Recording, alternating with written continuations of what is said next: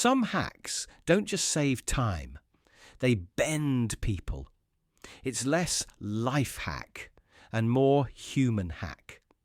Think of the fake confidence hack, a mask you wear so convincingly that others start treating it like your real face.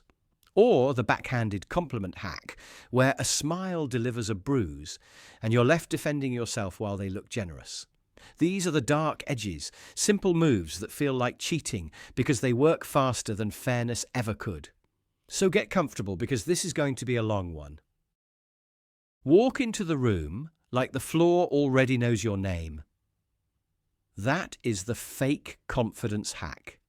Not lying about who you are, but borrowing the posture of belonging long enough for your nervous system to catch up. It starts in the body. Unclench your jaw, drop your shoulders, breathe lower and slower than feels natural. Stillness reads as certainty. When you move, move on purpose. Let your eyes settle, not skitter. You are teaching everyone how to read you, including yourself. Your voice is the second signal. Most people rush when they are scared, so choose the opposite. Speak a little slower than your heart wants. End sentences like "you meant them" with a clean landing. Use short, sturdy words. You are not auditioning for brilliance. You are demonstrating ballast. If you need a lifeline, carry one sentence you believe. I am here to solve this problem. Come back to it when the butterflies start a parade. Fake does not mean fraudulent. Do not invent expertise you do not have. Instead, curate what you know into a frame of calm authority. Name the obvious. Set the agenda in a single breath. Clarify next steps. People trust the person who reduces static. If a question rattles you, flip the lens. Now you are moving from performance to leadership. Belonging is contagious. Offer it before you demand it. Make quick, generous acknowledgements. Confidence that lifts others' boomerangs back to you, because it makes the room safer while keeping you central to the flow. When stakes feel high, ask for small, immediate commitments. Can we agree to this direction for now? A shared step buys you time and cements your role.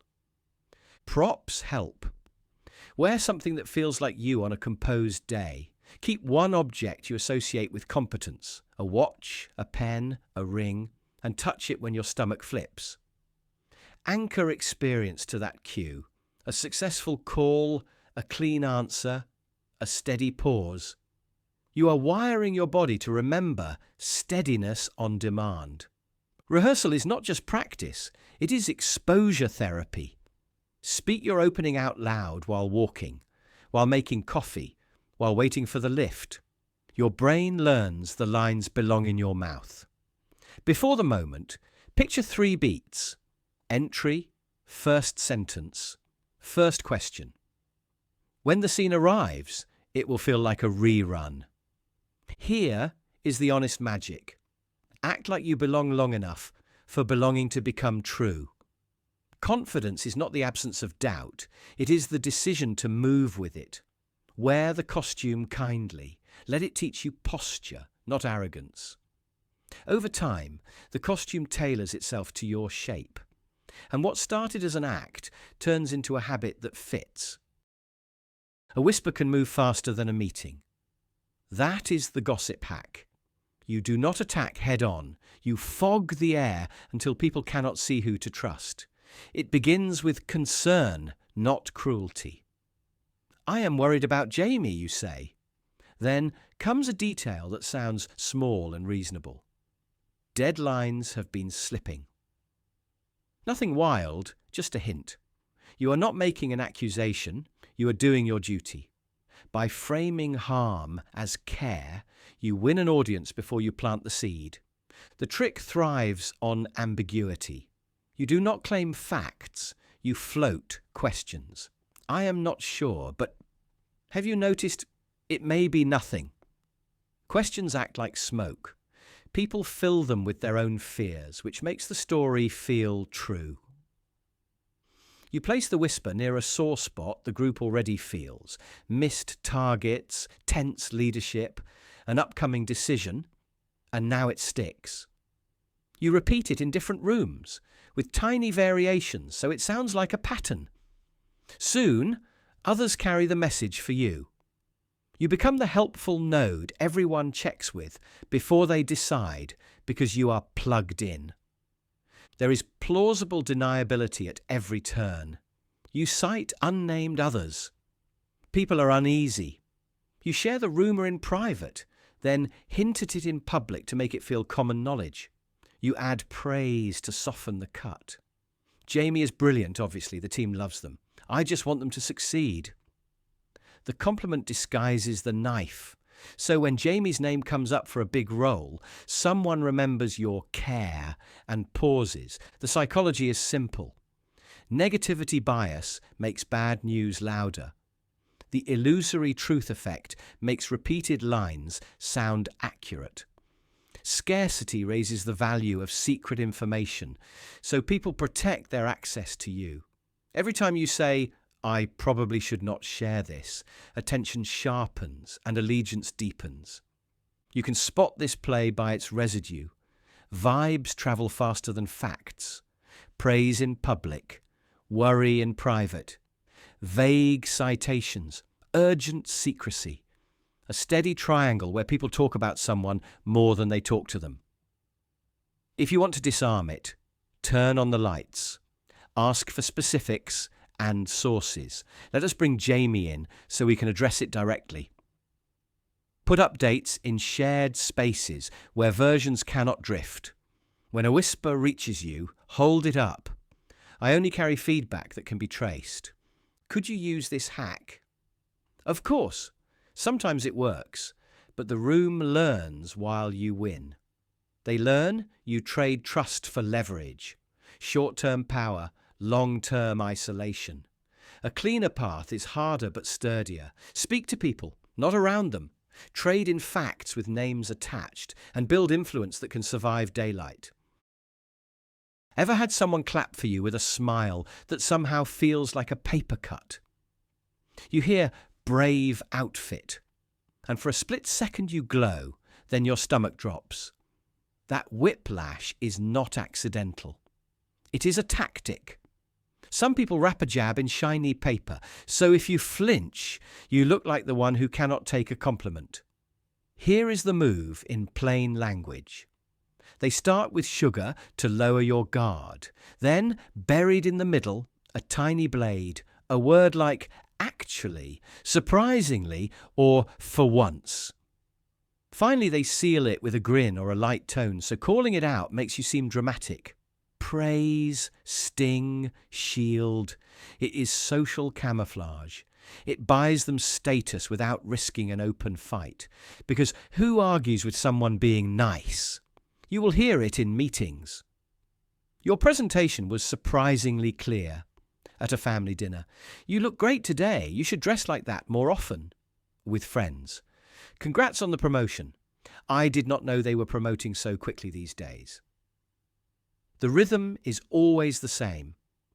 Butter you up, slip the blade in, then act confused if you bleed. Now, if you are a decent person, why learn this? Because understanding it gives you two powers. First, recognition. When you can spot the pattern, your brain stops second-guessing your gut. Second, choice. You can neutralize it without turning a small moment into a war. Try this when you hear it. Receive the clean part. Name the barb. Ask a calm question that makes clarity the only option. Thanks for the kind words. I am curious what you meant by "surprisingly." Or, I appreciate the compliment. The last part sounded like a concern. Did I hear that right? When people feel seen accurately, the temperature drops. They are more likely to speak plainly once the fog is gone. There is another version for moments when the jab is subtle enough that calling it out would spark defensiveness. You can remove the oxygen by affirming your standard. Thanks. I am aiming for clear and helpful. then move on. You do not have to litigate every micro sting. Your steadiness tells the room which part of the message you accept. For the bold, there is a playful mirror that preserves dignity for both sides. You reflect the structure, not the cruelty. That was a surprisingly thoughtful point. Delivered with a warm tone and held eye contact, often wakes people up. It signals, I know what you did and I can play this game too, but I prefer not to. Use that sparingly. The goal is to reset the tone, not escalate. Now, a warning. You could use this tactic yourself to look clever at someone else's expense. It will work in the short term. People will laugh. You will feel a tiny bump of power, and you will pay for it with trust. The quickest way to poison a room is to make praise a delivery system for contempt. If you really want influence, make your praise clean and your critiques clear. Clean praise is specific and effort-focused. It says what you saw and why it mattered. I noticed how carefully you handled that situation. Lands without confusion and strengthens behavior people can repeat. It tells someone what to keep doing, not who to be. That kind of compliment builds resilience and motivation, while the backhanded kind breeds self-doubt and resentment. Clear critique has its own posture. Separate it from praise so neither gets contaminated. Use plain words, own your perspective, and describe the impact. I want the draft to be tighter. Here are 2 cuts I suggest. That is not a dagger in a candy wrapper. It is an honest request. People can work with that. If you ever suspect you have delivered a backhanded compliment without meaning to, fix it in the moment. Let me redo that. What I meant was, your presentation was clear. Full stop. Thank you. Repair is power. The room will feel the difference immediately. There is a quiet confidence in refusing to wrestle inside someone else's sarcasm. You can greet the sugar, extract the sting, and leave the shield unused. You can choose words that raise people instead of making them flinch. And when you do, something changes in how others experience you. They feel safe. They listen more. They bring you better work, better ideas, and better energy. That is the kind of influence that lasts. No camouflage required.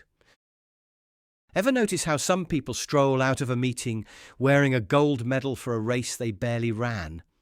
Here is the uncomfortable truth. Credit does not always go to the hardest worker. It goes to the sharpest narrator. The credit steal hack is the art of stepping into the spotlight of someone else's work without getting burned. And it thrives where documentation is messy, memories are short, and teams move fast. It starts with timing. Most people try to grab credit at the finish line by saying, I did that. That is loud, clumsy, and easy to swat down. The smarter move is to own the story early. Before the demo, send a short pre-read that frames the goal, the approach, and what success looks like. Put your name as the sender and position yourself as the person steering the ship.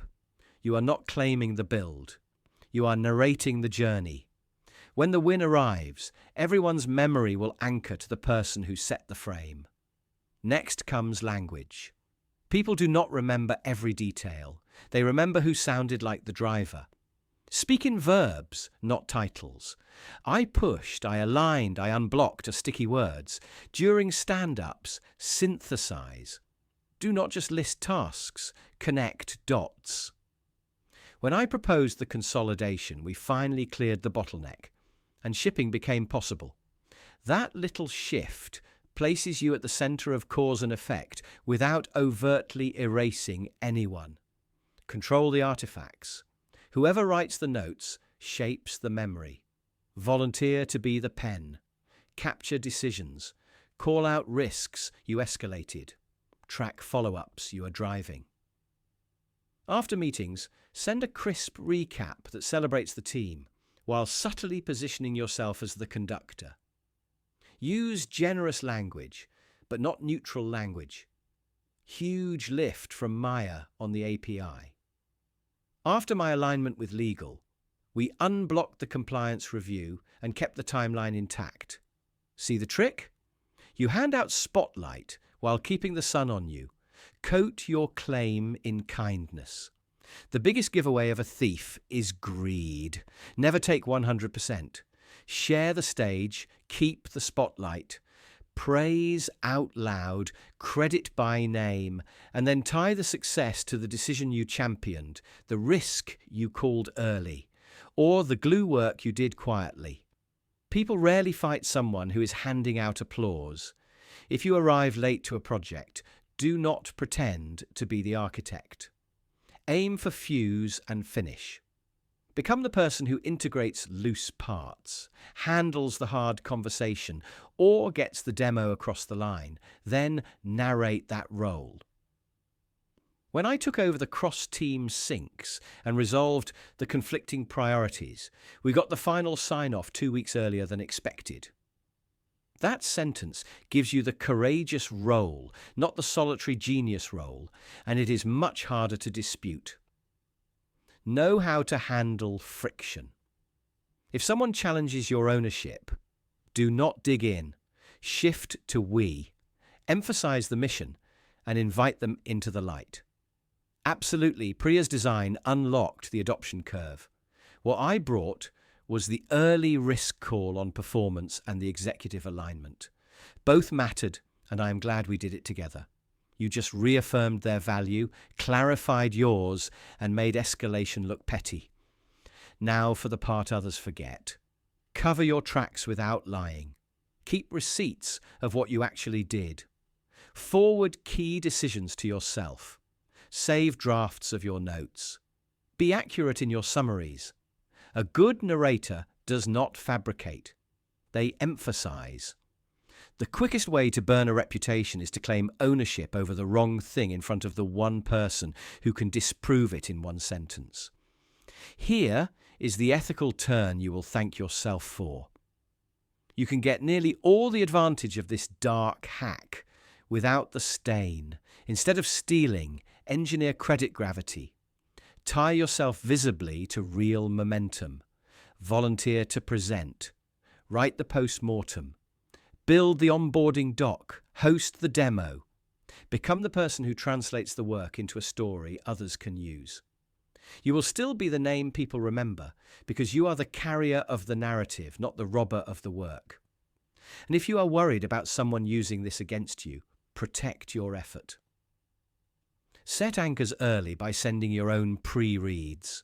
Keep your contributions visible in updates. Ask to co-present. Put your name on the draft. When the story gets written, make sure your paragraph is already on the page.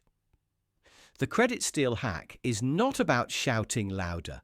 It is about shaping memories through timing, language, and artifacts. Use it, and you can look more capable overnight.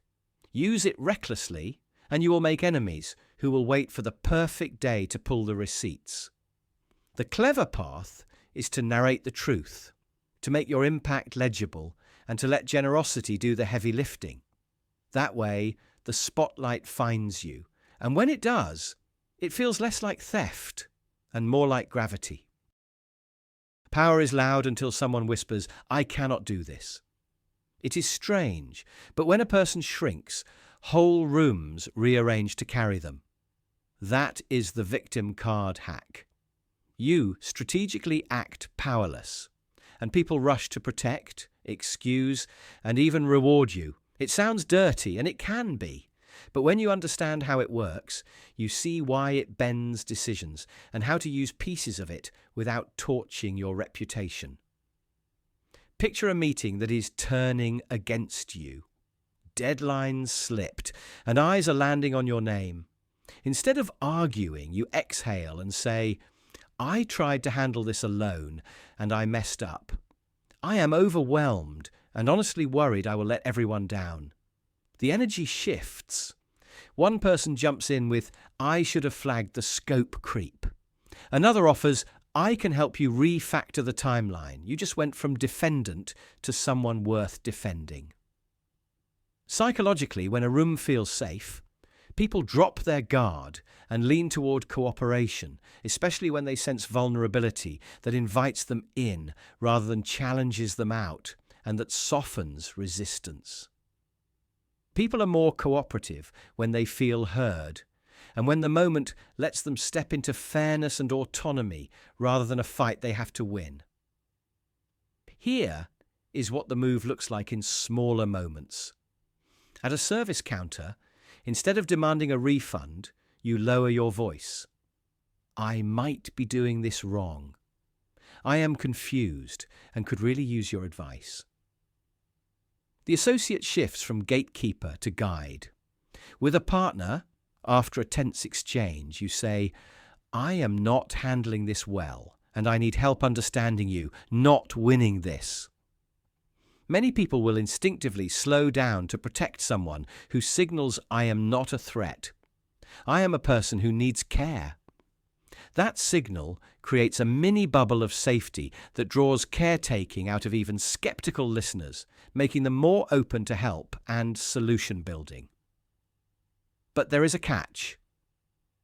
If you play powerless too often, people notice. You stop being the person they want to protect and become the person they have to carry. Trust phrase. Skill is doubted. Resentment grows. The power of this hack comes from contrast. If you are usually competent and composed, a brief moment of exposed limitation triggers help. If you live there, it triggers avoidance. So use a cleaner version. Calibrated helplessness. You are not faking catastrophe. You are naming a narrow limit and offering others an easy path to be the hero. Try a simple template. First, own a slice clearly. "I missed the mark on this piece."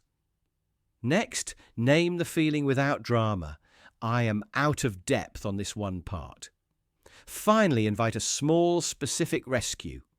"If you could show me how you structure this, I can take it from there."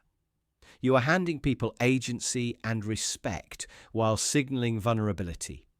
That combination makes it more likely they step in because they feel seen, and the moment promises cooperation, not competition. Also, protect your spine. After someone rescues you, close the loop. Learn fast, report back, and be visibly stronger next time. The story people should carry about you is not that you crumble. It is that you are strong enough to reveal a seam and smart enough to stitch it yourself after they show you where. The darkest use of the victim card bends outcomes by exploiting empathy. The smartest use turns empathy into momentum. Not force, but invitation. Not endless weakness, but a brief, honest opening that lets others feel useful. Use it sparingly, aim it at solutions, and remember, vulnerability is a key, not a lifestyle. They think you like them. You don't. Your face is already telling the truth before your words ever arrive, unless you flip the switch. Here's the trick. You manufacture warmth on your face so you can hide the heat in your chest. Not because you suddenly feel kind, but because the split second your mouth lifts and your eyes soften, people update their story about you. They don't see threat, they see ease. That buys you time, leverage, and space to move. Here's what it looks like in real life. You walk into a tense meeting. The person across the table has been undercutting you all week. Every muscle wants to glare. Instead, you exhale, loosen your jaw, and let a small, slow smile rise. First in the eyes, then the mouth. You nod once, just enough to signal, "I see you." Then you speak, "Hey, good to see you." The same sentence without that face lands like a challenge. With the smile, it lands like an invitation. Now you can disagree without it sounding like a declaration of war. Here's what it looks like in real life. Another scene. A gatekeeper at the front desk has the power to stall your day. You could press, or you can play. You step up with a bright but gentle grin and a line that coats your ask in honey. You're juggling a lot today. Could you help me with one quick thing? The words "one quick thing" are simple. The smile makes them believable. The smile makes you less work. Why this works is not complicated. People don't measure you with only your words, they measure your temperature. A warm face feels safe. Safe opens doors.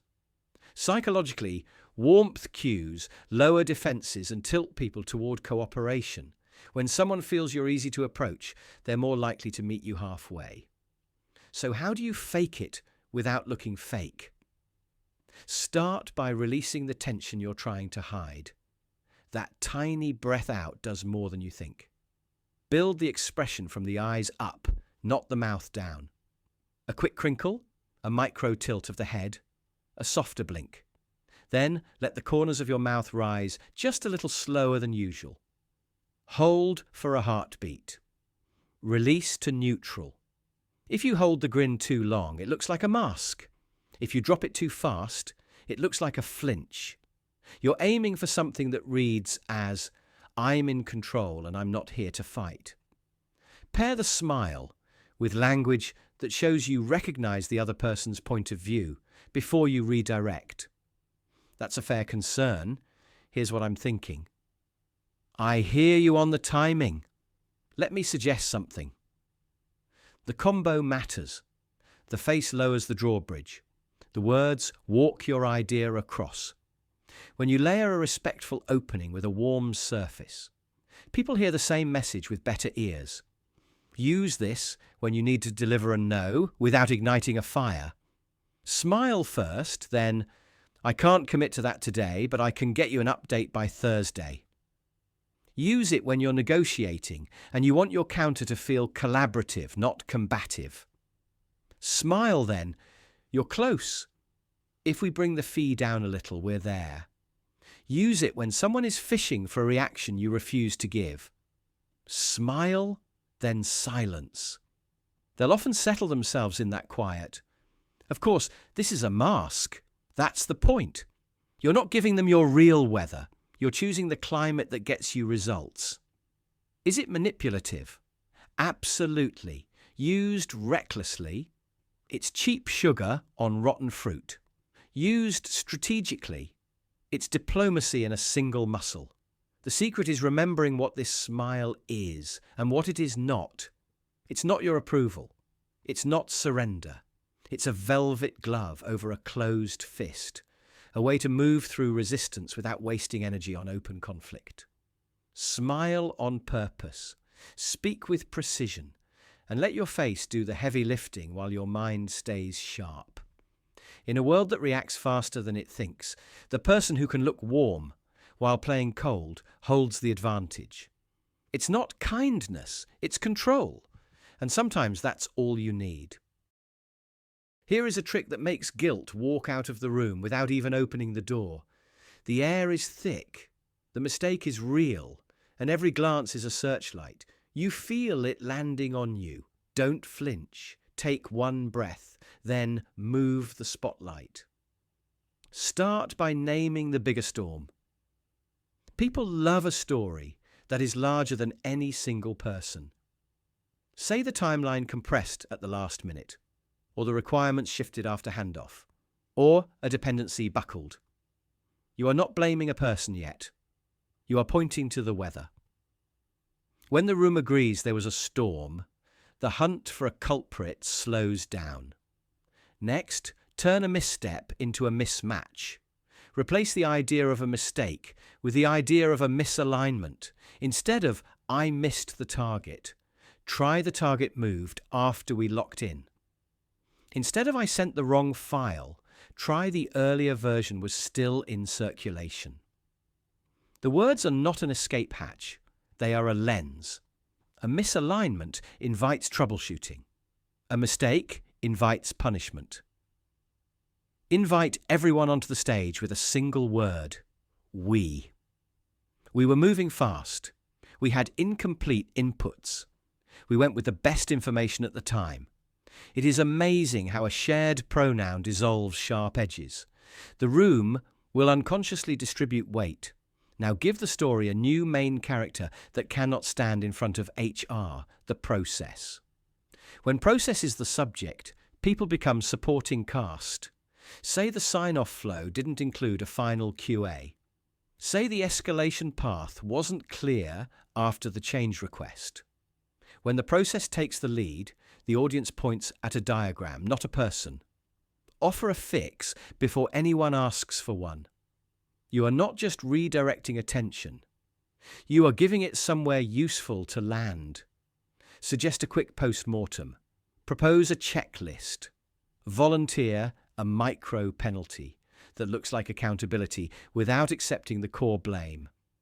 I will stay late to draft the new handoff checklist. That single sentence disarms the urge to assign a larger penalty elsewhere. Name a credible alternate path that just happens to lean towards someone else's role without saying their name. Something like, the analytics we received flagged the segment as clean, so our trigger fired as designed. No accusation, just a breadcrumb trail leading away from you. Curious minds will follow it. Use the past passive like a shield. The deadline was moved. The spec was updated after sign-off. The email was scheduled based on the latest brief. Notice there is no you there to be cornered. The language floats above the room like fog. It softens angles. Plant witnesses gently. I remember we aligned on X in the last stand-up, right? Let others nod themselves into your version of events. You're not twisting arms. You're inviting memory to collaborate. If pressed directly, resist the urge to defend the self. Defend the goal. I care about getting this right more than being right. That line turns a trial into a rally. People lower their swords around someone who keeps pointing at the finish line. Here is a short scene to feel it. The campaign went live with the wrong promo code. Eyes land on you. You say, we were sprinting to beat the holiday window, and the code in the shared doc still showed the test value. The handoff checklist didn't have a final code swap step, so the scheduler published as written. I can add that step and reship a corrected version within the hour. Silence breaks. Heads turn toward the doc, the checklist, the scheduler role. You are now the person fixing the process, not the person who failed. In a team project at school, the model crashed before the demo. Instead of I broke it, try the package version locked on my machine, conflicted with the lab rigs after the patch. The setup guide didn't include a compatibility check, so the deploy followed baseline. I will update the guide and rebuild the environment so we can rerun tests by tomorrow. The professor now grades the system, not the student, and the group subconsciously tags the environment as the issue. There is an ethical line here. Shift blame too hard and you look slippery. Do it to humiliate someone and it will circle back. The cleanest use is defensive, not predatory. Aim to turn a witch hunt into a repair session. Aim to protect your future work, not to injure the next person. If your fingerprints are truly on the problem, own the part you can, without volunteering to be the villain. I missed the early warning, and the early warning was easy to miss, because the dashboard doesn't flag it. I will fix my habit and the dashboard. It is balanced. It keeps you in the arena. Remember the rhythm. Storm, mismatch, we, process, fix, breadcrumb, fog, witnesses, goal. Say it softly, not slick. Keep your eyes on solutions. When the moment passes and the room moves on, you will still be standing, and so will your story. Do you want to watch a crowd lean toward you without saying your name? breathe like you just put out a small fire, let your shoulders sink a little, and give a quiet, brave smile. That is the door opening. People notice effort. People notice weight. The sympathy play. Hack walks right through that doorway and sits at the table, already halfway forgiven for asking. Here is the engine under the hood. Humans are wired to soothe discomfort. If they sense you are carrying more than you can hold, their mind writes an easy bargain. Take a little of your load, feel like a good person, get social credit, and keep the tribe calm. This hack turns that automatic bargain into a lever. You are not begging. You are not even asking. You are inviting a rescue reflex to wake up. You start by choosing a struggle that is ordinary but sticky. Pick something the other person understands well enough to measure, yet not so big it triggers suspicion. A tiny broken link in an otherwise hard-working story. The key word is tiny. If your struggle is too perfect, it smells like perfume. If it is too dramatic, it sounds like a script. Pick the kind of hiccup that lives in real life, the printer that jammed, the file that will not open, the sore throat on the day of a presentation, the late bus that made you sprint in shoes that were not built for sprinting. Do not invent a tragedy. Nudge a nuisance. Now stack the cues. Move a little slower. Let your voice land softer than usual. Keep your sentences short, as if each one takes a small effort. Say you are fine, but with a small exhale right after fine. Mention the effort first, the problem second. I stayed up past midnight getting this ready, and of course the last step keeps failing. Notice how that frames you as diligent, before it frames you as unlucky. People want to help the diligent. Do not ask straight away. Float a detail that invites a volunteer. I hate to be that person, but I am hitting a wall connecting the projector. Then leave space. Silence is a magnet. If they do not move, add a gentle, reluctant ask. If you have a minute, could you take a quick look? Pair it with a soft release valve. Totally okay if not. That release makes the help feel like a gift, not a tax, and counterintuitively raises the odds. Offer a small promise on the back end. I will return the favour next time you are in the weeds. That does two things. It makes you safe to help because you recognise the ledger, and it gives them a picture of you helping them later, which warms the decision now. Keep the favour small and specific. A quick look, a ride, 2 blocks, an extra eye on the draft. Choose asks that can be solved in minutes, not hours. The feeling of rescue is the currency, not the time spent. Plausibility lives in the edges. Sprinkle concrete details that cannot be easily checked, but feel true.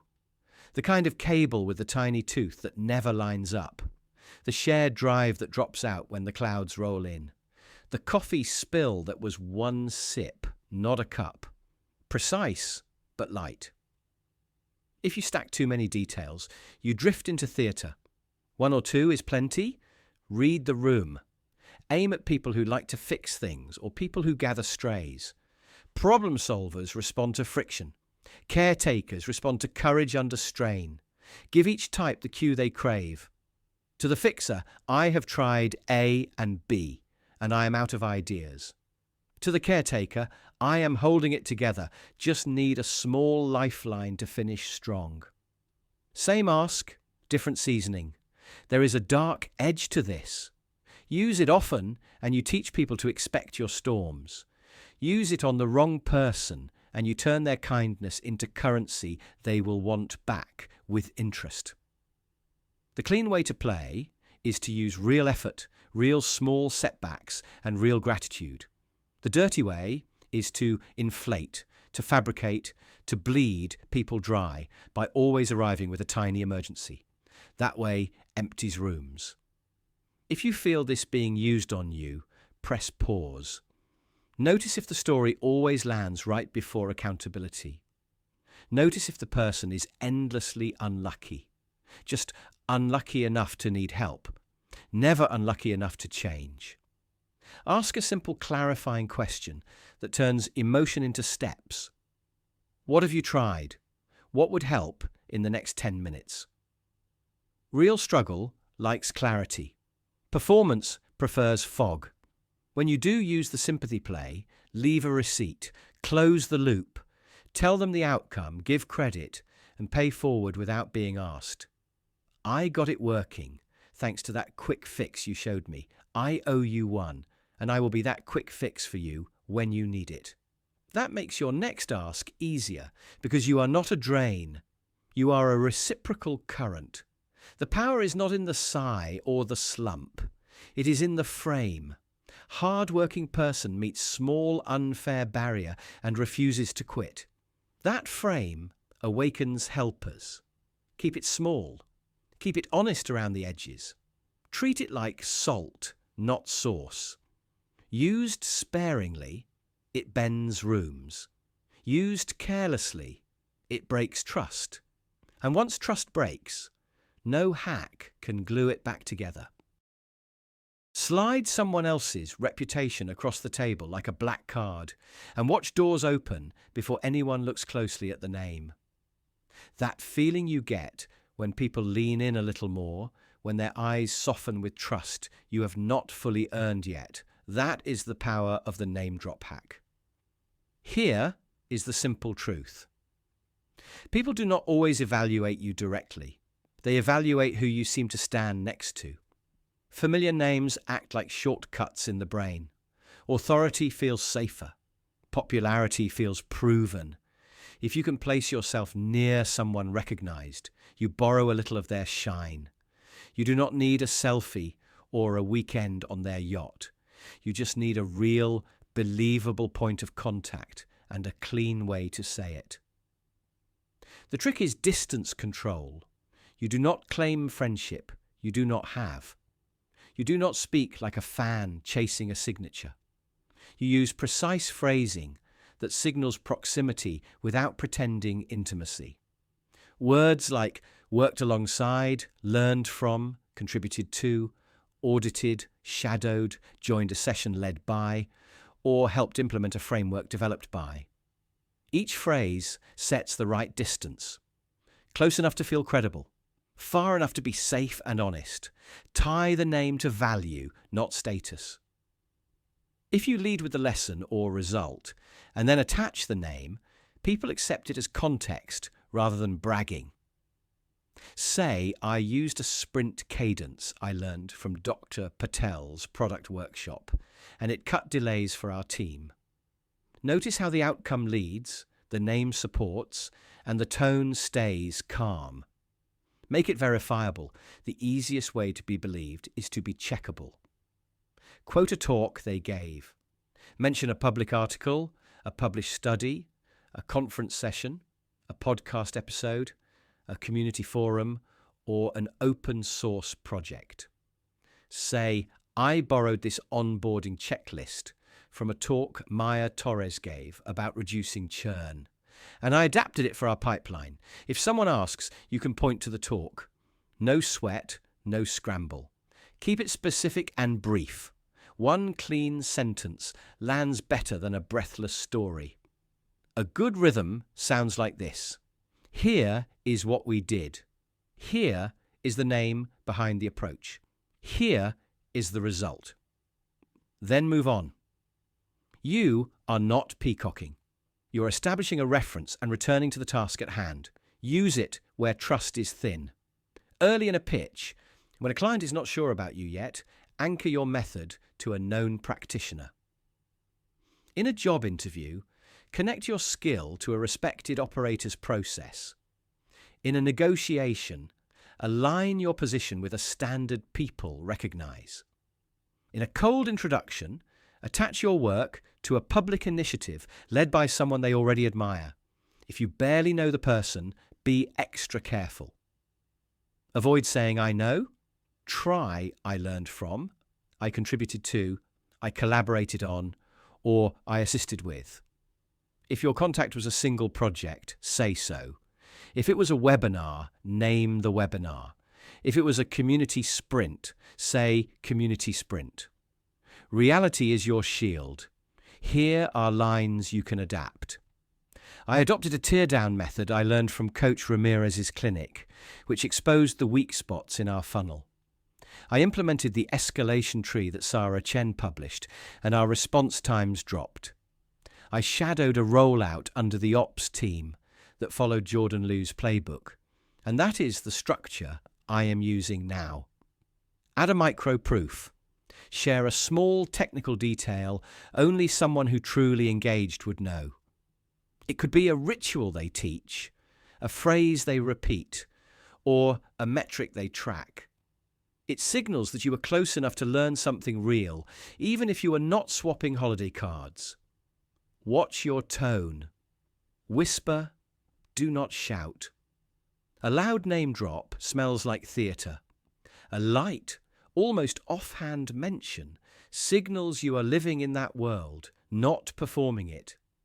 If someone bites and asks more, now you can expand. If they let it pass, you already got the trust bump. Do not flood the room with names. One well-placed reference beats a string of dropped surnames scattered like confetti. Too many, and you look insecure. Too many, and people assume you have none of your own results. There are red lines. Never invent contact. Never imply endorsement.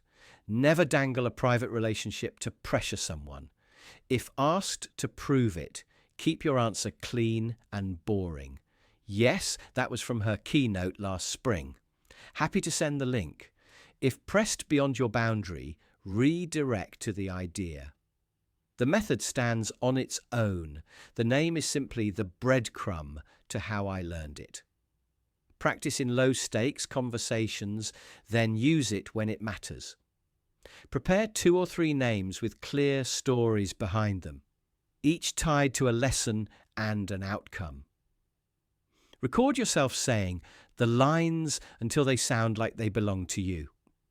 If your voice lifts at the end like a question, practice again until it lands as a statement. The name drop hack is not about pretending to be someone you are not. It is about placing your work on a shelf people already trust. Borrow the right book, reference the right chapter, and show you can read it aloud without stumbling. Done with care, it will open doors you can walk through on your own merit. What if you could outrun originality by moving faster than the person who had the idea in the first place? Not by stealing words, not by cloning art, but by grabbing the underlying pattern, snapping it into place for your audience, and shipping before sunrise. Here's the play. The Copycat Hack is about copying the skeleton of a winning idea and launching it so quickly that inertia works for you, not them. You spot something that resonates, strip it to its moving parts, add your twist, and go live before the originator finishes polishing. You are not waiting to be original. You are deciding to be early. Picture this. You overhear a friend say, "I'm thinking about a newsletter that curates strange tools for busy parents." You nod, you chat, everyone smiles and the day rolls on.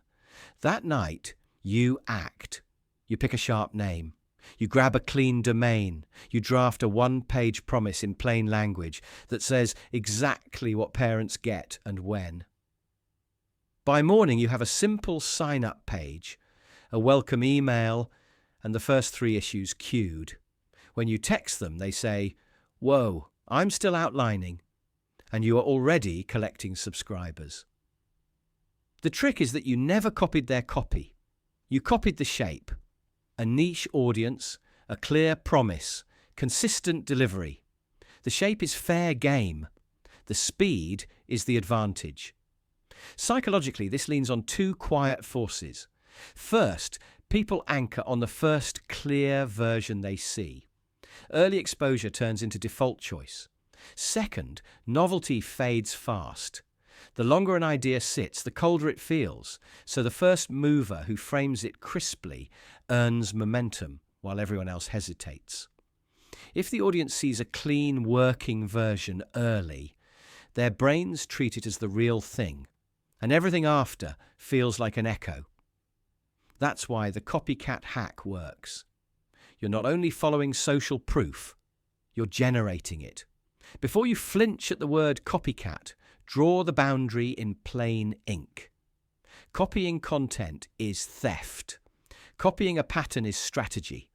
Not plagiarism, but translation. Not stealing, but speed.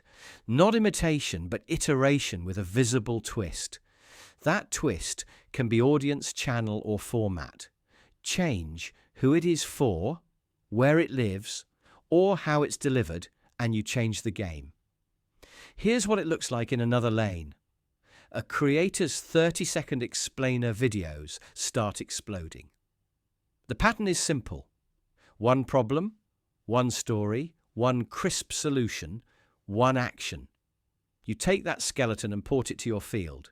Instead of marketing tactics, you do sleep science for young athletes. Same pacing, same beats, wildly different content. Your hook opens with, if your pre-game nap is longer than a sitcom episode, you just sabotaged your legs. Your story lands. The solution sticks. Parents and coaches share it. The original creator still owns their niche. You own yours. Both can win, but you moved first to claim the open space. So how do you pull it off without burning bridges? Start by keeping a running radar of what's spiking. Listen for patterns, not prose. When you catch one, compress the gap between seeing and shipping. Reduce the scope until you can launch in under 24 hours. Your minimal version should be real, not perfect. A functional page, a working demo, a repeatable cadence. Add one visible twist so it is clearly yours. Then release, measure, and iterate in public. We respond to velocity, we reward clarity, and we remember whoever helps us first. There's a quieter side to this too. If you worry about being copied, do what the best builders do. Pre-announce the shape. Capture a wait list. Seed the story across places you already show up. Ship a starter version sooner than you think you should. When you set the frame, copycats are forced to play on your terms. The energy that might have fueled their launch now reinforces your momentum. A practical checklist lives in your head, not on paper. Is there a clear promise you can say in one breath? Can you narrow the audience so much that a stranger instantly knows, this is for me? Can you deliver something small but real by this time tomorrow? If the answers are yes, you are ready. The wrong move is waiting for perfect. The right move is shipping something honest and useful, then tightening it with feedback. One last nudge. This hack is called dark for a reason. Speed without soul is just noise. Use it to spread value faster, not to siphon trust. Keep your twist clear. Keep your language clean. Credit inspirations when it makes sense. You will sleep better, and you will still move faster than almost everyone. And if you want a North Star, make it this. Be the first to help in a way people feel. When you do, the market does the rest. Slide this sentence into a tense moment and watch the friction melt like ice under a warm hand. I see how that landed, and I'm sorry. The trick is not the apology itself. It is what it signals. You are telling the other person, for a beat, I'm not your opponent. I am not here to defend a narrative. I am here to acknowledge yours. Psychologically, when someone feels seen and understood, they become more open to conversation, and that softens the path back to cooperation. Here's the strategic apology hack in action. Picture a co-worker waiting on you, tension in their voice. You show up late, and the room is stiff. You could explain, justify, or argue. Instead, you look them in the eye and say, "I dropped the ball on my end, and that put you in a bad spot. You're right to be annoyed, and I'm sorry for the way that fell on you." Then you stop. No excuses, no speech. Give the apology room to work. Most people expect a fight. When you mirror their feeling and name the impact, you lower their guard. The physiology follows the psychology. Shoulders relax, breath deepens. The conversation resets to neutral, and now there is space to move forward. Notice what did not happen. You did not promise to change your habits, rewrite your calendar, or commit to a brand new you. That is why this tool feels almost unfair. It is a clean signal with a quick payoff. It buys peace at a discount. And yes, that is the point. If you are navigating a heated thread, a fragile partnership, or a client whose patience is thin, the fastest way to reopen the channel is not an elaborate fix. It is a precise admission that prioritizes their experience over your explanation. This reframes the dynamic from opposition to alignment, which is why it so consistently disarms tension. Another scene. You arrive late to dinner with someone you care about, and the temperature drops the moment you sit. You could say, "Traffic was insane." You could remind them how busy your day was, but you choose the reset instead. You say, "I kept you waiting, and that was disrespectful of your time. I'm sorry for that. You deserved better from me tonight." Then you go quiet. No bargaining, no begging. The apology lands because it is clean. You named what mattered most to them, the feeling that they did not matter. In that instant, many people release their case. They may still be annoyed, but the heat drains out. They can rejoin you at the table. Why does this work so often, even without behavioral change? First, because the brain craves closure. Acknowledgement gives it. Second, because social conflict is expensive, and most people are relieved to take the shortest exit ramp that preserves dignity. Third, because an apology that mirrors the other person's emotional reality creates a sense of safety which lowers defenses and makes agreement feel possible. You are offering a small bridge back to us, and that is hard to refuse.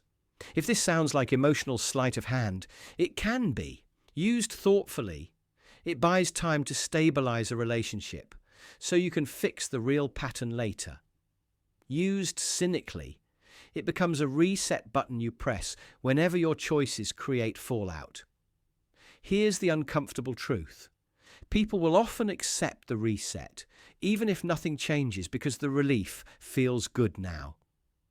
That does not mean trust is untouched. Trust is a ledger. Each clean apology without follow-through settles today's bill, while quietly adding interest to tomorrow's. If you intend to keep using this hack, know your cost.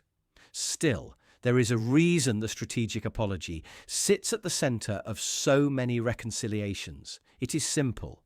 It is fast. It is generous in tone without giving away the store. The line to remember is short. Name the impact. Own the part that is yours. Say you are sorry, then stop. No performance, no extra words to dilute it. In a world where everyone is busy proving, the person who can briefly surrender their need to be right earns surprising power.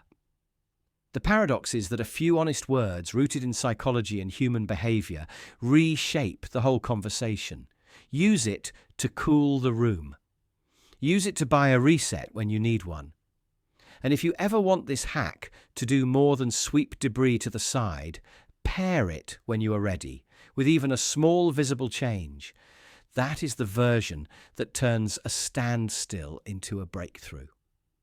But if all you need today is to stop the spiral and reopen the door, the strategic apology is the key you can reach for in your pocket. Tonight, hang up your genius and borrow a blank stare. That is the whole move. You do not argue, you do not confess, you do not debate.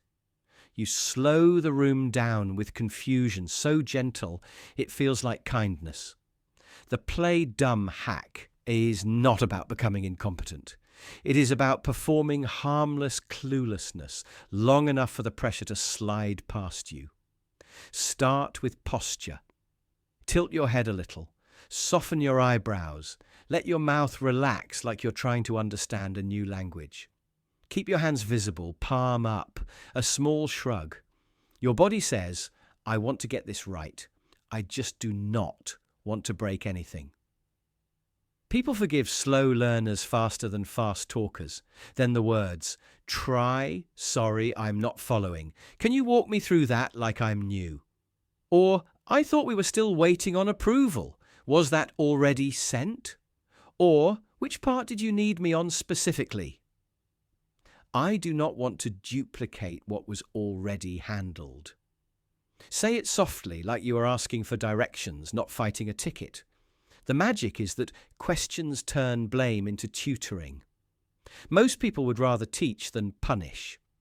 If you are asked why something is not done, use a gentle misread that sounds normal in a busy day.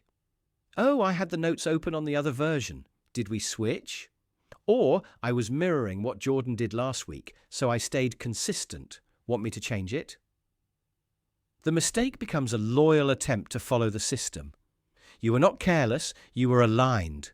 When tension rises, trade speed for clarity. I would hate to mess this up. Can you show me exactly where you want this to land? The second they start explaining, the temperature drops. As they talk, nod slowly and repeat their last phrase in your own words. Okay, so you want the updated report pushed after the final check, not before. Got it. Repeating makes them feel heard and subtly makes them own the instruction. Use paperwork and process like a shield. I am happy to jump on it. Could you forward the final version or just reply all with the exact file name so I know I am using the right one? You are not saying no. You are saying put it in writing so if it goes sideways, it is on the instructions, not on you. If someone wants a full person, they will avoid creating a paper trail. If they are reasonable, they will give clarity and the storm passes. Timing matters. Hold the silence for a beat or two before you answer, like your brain is buffering. That pause reads as effort. You are not dodging, you are processing.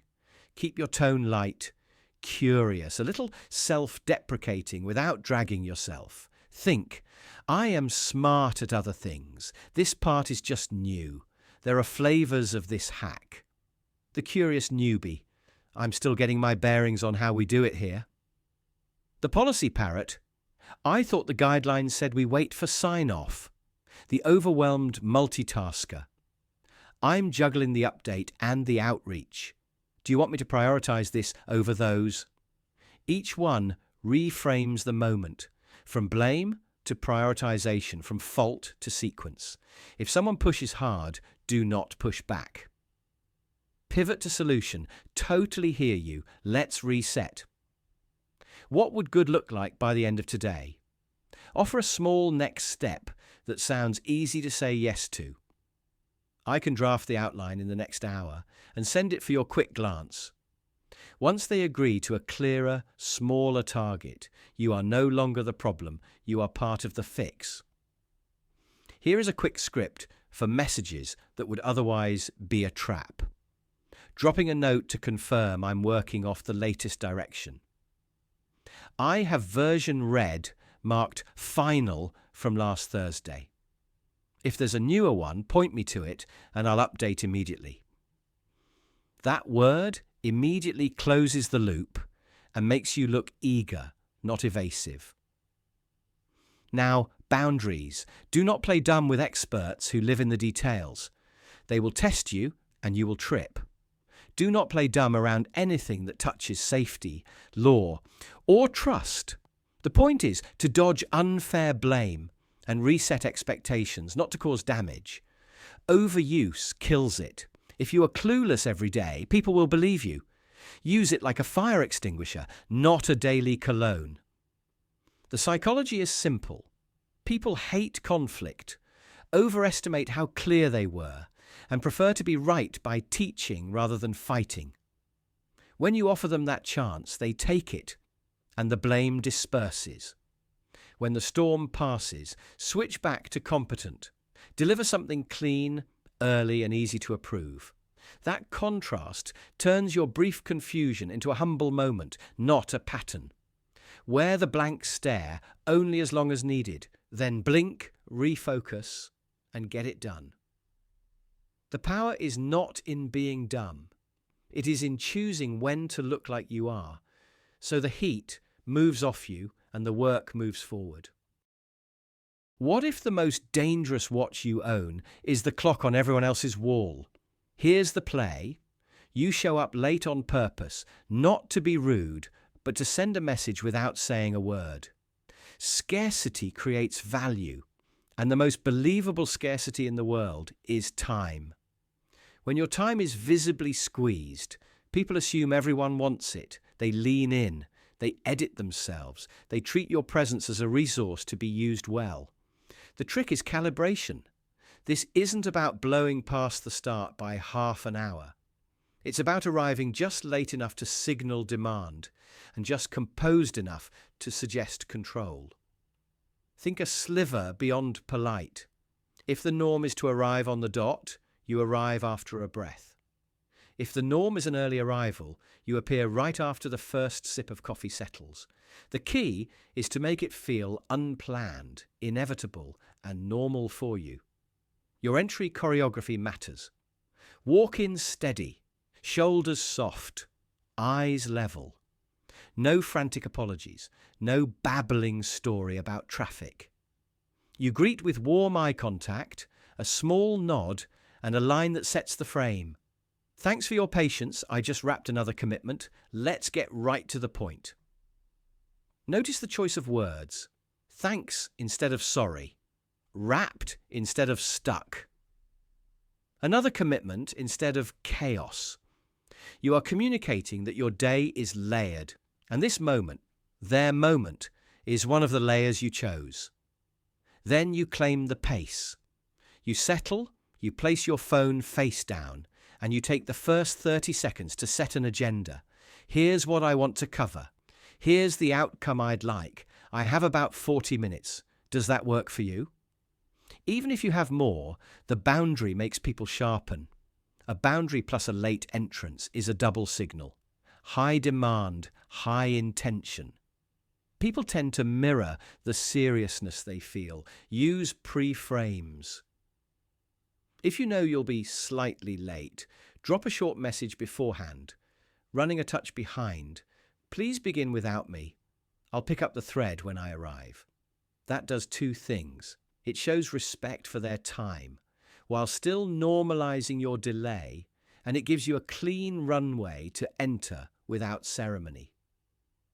When you do arrive, avoid the energy of catching up. Instead, do a quick temperature check. Give me the 30-second version of where we are, then pivot to decisions. You become the person who turns conversation into outcomes. There's a subtlety in your first question. Ask something decisive. What does a win look like for you today? What obstacle would make this pointless to continue? Asking high-leverage questions after a late entrance implies that your role is to move the needle, not fill the silence. It frames you as the scarce ingredient. This hack has ethics. Never aim it at people who serve you or people who don't have the power to push back. Never use it where safety, fairness, or care is at stake. And never use it at the start of a relationship where trust has not been built. Early on, you earn the right to compress time by showing up early, delivering reliably, and proving you are the kind of person whose absence is noticed. Only then does a calibrated delay land as signal instead of insult. There will be rooms where this backfires. Some cultures, teams, and leaders prize punctuality as a form of respect. In those rooms, you demonstrate value by being precise and leaving early, not arriving late. If you're unsure, test lightly. Arrive just a whisper behind and watch reactions. Do people orient to you with relief and momentum, or do they stiffen? If they stiffen, abandon the move. True power is flexibility. Here's a move for when you need the effect without the delay. Arrive on time, then excuse yourself for a moment, right as things begin, and return with focus and an agenda. The micro-absence creates a similar snap of attention without breaking norms. Or compress the meeting from your side. I have a follow-up at the top of the hour, so let's prioritize the decision points. You create the same sense of crowded demand. When you wrap with certainty. Summarize agreements, assign the next action, and stand as you speak the final line. Thank them for their time, not for their patience. You came late, you led, and you left with momentum. The memory you leave behind is not lateness, but leadership. Use this sparingly. If you are late all the time, the signal dies and credibility leaks. If you are late sometimes, on purpose, and pair it with clarity, warmth, and results, people adjust to your clock. They stop trying to fill your calendar and start competing for your attention. That's when you know the hack landed. Not when they forgive you, but when they plan around you. The quietest leash is a question mark. One vague line like, "We need to talk," and suddenly your stomach drops. Your mind races, and your decisions slow to a crawl. That's the fear hack. Control someone by keeping them uncertain, not by yelling, by leaving the door cracked just enough that your imagination does the heavy lifting. Here's how it shows up. A manager sends a late Friday message. "Let's discuss your performance next week." No detail. All weekend, you rehearse a defense, over-explain on Monday, and accept extra work just to prove you're fine. A partner says, "Lately, I'm not sure where we're going." You tiptoe, edit yourself, and work for invisible points. A gatekeeper says to a group, "Some people need to step it up," without naming anyone. Everyone scrambles, nobody asks questions, and the person in charge gets obedience for free. Why it works is simple and ugly. Uncertainty narrows attention. When you're unsure what's safe, you start negotiating against yourself. The fear hack weaponizes that. It removes clear standards, blurs timelines, and holds consequences in the shadows. With fairness and autonomy withheld, people become more pliable because relief begins to feel like a reward. Psychologically, when fairness and autonomy are present, people cooperate. When they're missing, compliance replaces connection. In other words, this trick is the inverse of creating safety, the thing that lowers defenses and invites open conversation, choice, and trust. There are common moves. Moving goalposts. We'll revisit after this quarter, then after the next. Vague threats. If this continues, we'll have to take action, with no specifics on what this is or what action means. Conditional praise, warm when you overextend, cold when you set limits. Sporadic rewards, sometimes appreciation, sometimes silence, never a pattern. Each one pushes you to seek reassurance instead of clarity, effort instead of standards, approval instead of agency. So how do you break it? First, name the fog out loud. Say, "I'm hearing a concern, but I'm not clear on the specific behavior or standard. What exactly needs to change? By when and how will we measure it?" Naming uncertainty reduces its power because it stops living in your head and starts living in plain language. Second, insist on terms. Put the expectations in writing. If those change, we'll update in writing. No standards, no compliance. Third, reframe the dynamic. Not "keep me safe," but make it clear. You are not asking for comfort. You are requesting criteria. Fourth, set boundaries on vagueness. Try, if there's a concrete issue, schedule a time now. If not, I am proceeding as planned. That makes ambiguity expensive for the person using it. Fifth, build your own safety net so fear has fewer places to hook. Check your body first. Breathe, relax your shoulders, pause the reply. Then reality check with a peer who isn't inside the fog. And yes, protect your rest. A rested mind chooses better options. It is more emotionally regulated, less likely to chase reassurance, and more likely to ask for clarity with a calm voice. Listen for the telltales. We'll talk. We'll see. Some people. At some point. If it's not specific, it's not a standard. Ask the three anchors. What exactly, by when, and how measured? If those answers don't come, the request is a feeling, not a requirement. The fear hack says, keep them guessing. The counter says, keep it specific. Not mystery, clarity. Not borrowed safety. Real standards. When you feel the pull to over-explain, to apologize for things unnamed, take that as your signal. Slow down. Name the fog. Ask for terms. And if terms never appear, let their silence be the answer you act on. There is a kind of quiet that makes loud people take a step back. Not the kind that shrinks, but the kind that says, without a word, you picked the wrong one.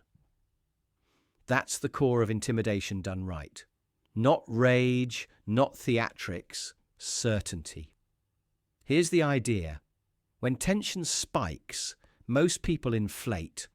They talk faster, gesture bigger, let their eyes dart. You do the opposite. You slow everything down, your breath, your posture, your gaze.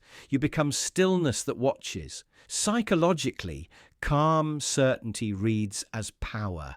It's stabilizing and it lowers defenses because it signals you are not reactive, you are intentional. The trick is simple to say and hard to fake. You already decided how this ends, and it isn't with you spiraling. What does that look like in real life? Picture a cramped parking lot at night. Two cars inch for the same spot. Doors slam. He stomps over, shoulders high, chin forward, volume up. You don't match his noise. You angle your body slightly, plant your feet shoulder width, and let your arms hang loose with your palms half open, visible. Your chin tucks a touch, eyes steady at his face, then briefly down and back up. Calm, not challenging. You take one long breath in, slow breath out, no chest puff, no fidgeting. When you speak, your voice is low and unhurried, one beat slower than his. You say, "That's enough," then silence.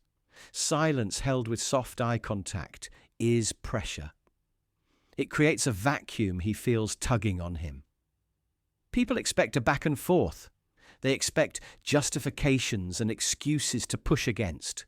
Don't give them a wall of words. Give them a smooth surface.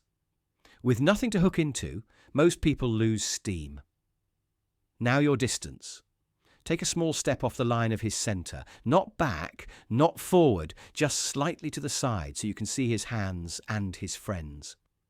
Put a car mirror, a cart, any thin barrier between you. It reads as casual, but it forces him to choose if he really wants to close that gap. Your hands stay open so everyone can see you're not hiding anything. That specificity matters. It says, I am not afraid, I am not here to escalate, and I am paying attention. The face tells a story. No smile, no scowl. Flat, composed. Let your eyebrows relax, blink slowly. If he throws a jab with words, don't catch it. Repeat your boundary once, short and clean. Not happening. Stop. Back up. Then that same spacious pause. People confuse intimidation with aggression. It's not aggression, it's gravity. Not noise, but signal. Not threats, but options. That reframing changes the dynamic from a contest to a decision. Is this worth it to you really? Add a small unsettling variable, unpredictability without theatrics. For example, while he talks, your eyes flick to his shoes for half a second, then to his hands, then back to his face. You are making micro-assessments, and he can feel that. Predators don't jabber. Professionals don't rush. Slowness under stress implies training. It implies you've seen this before and you aren't impressed. Words are tools here, and fewer is stronger. Avoid "I'm sorry" or long explanations. Avoid insults or sarcasm. If you need to exit, say it plainly, "I'm leaving." Then move with the same unhurried tempo you've been keeping. Head up, steps measured. That pace communicates you don't believe he'll do anything. Often, he'll follow the picture you paint. And if he steps closer, plant, breathe, and let your shoulders drop again. Most people unconsciously mirror. Your calm tells his nervous system what to do. In that stillness, a new choice appears for him. He can either be the person who swings at someone who refuses to dance, or he can be the person who shrugs and walks. Give him that exit. Make it easy to save face. That's the secret spine of this hack. You intimidate without humiliating. You project, "I am a bad target." And also, you can leave right now and you won't lose anything. Remember, the goal isn't to look scary. The goal is to look decided. Short words, slow breath, neutral face, open hands, offset stance, a barrier in the line, and the patience to let silence do its work. It's less about force and more about frame. And it's that frame, quiet, steady, undeniable, that turns heat into hesitation. If you practice anything, practice the tempo. The world speeds up when adrenaline hits.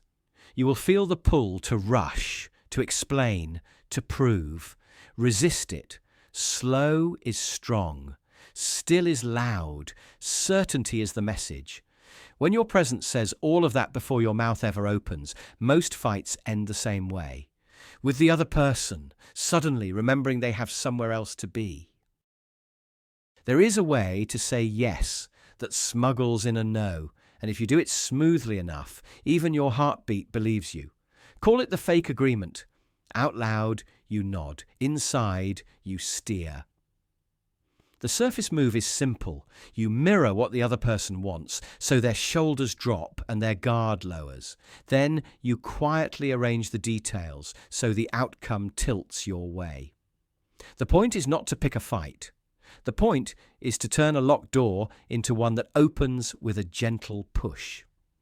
Naming the idea up front helps you hold it in focus while you listen and respond in real time, instead of defaulting to reflex and argument.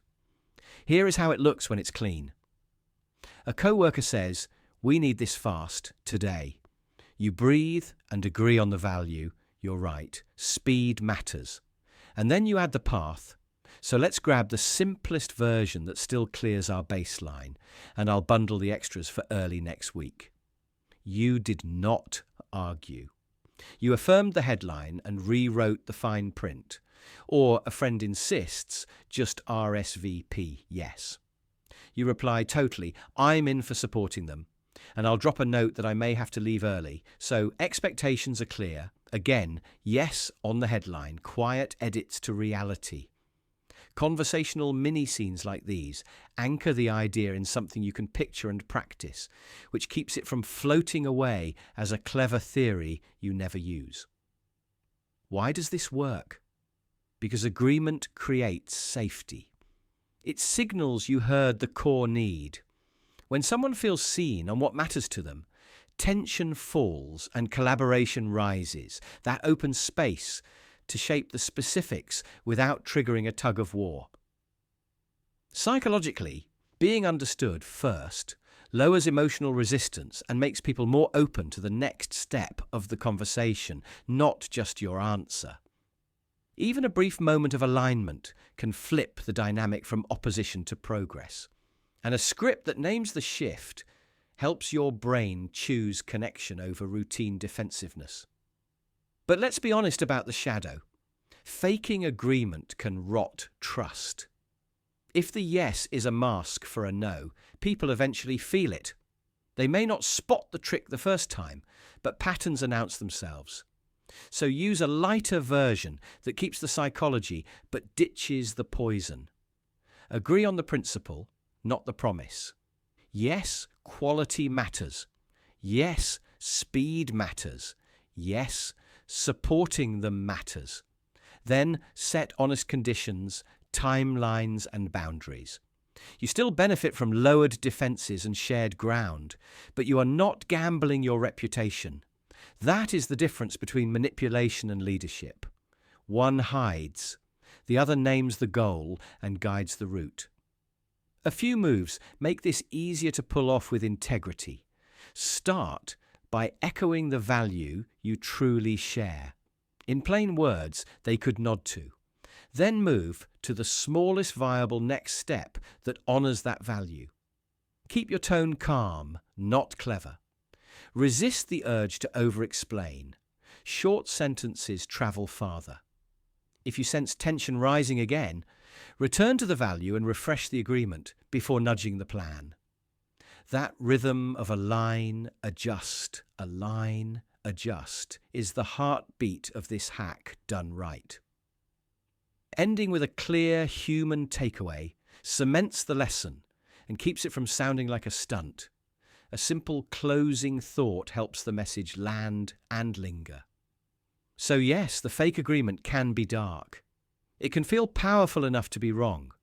But the real power is not in the disguise. It is in the skill of finding honest common ground and building a bridge from there. Say yes to the value. Say yes to safety. Then walk the route you can stand behind. That is how you move things without breaking what matters. Ever seen a whole room lean your way from a single sentence you saved for last? That is the last word hack, and it hits like a trap door under the argument. You do not interrupt. You do not spar. You let someone build their tower brick by brick, and only when they step back to admire it do you flick the one piece that makes everything tilt in your favor. Here is the secret. Waiting is control. When you hold your words, you force the other person to spend all of theirs. They reveal their tells, their contradictions, their pride points, and their weak hinges. They talk faster because you do not. They commit because you stay calm. Then, when their momentum finally runs out, you place one clean remark at the end, and that becomes the line everyone remembers. Start by acting like a patient mirror.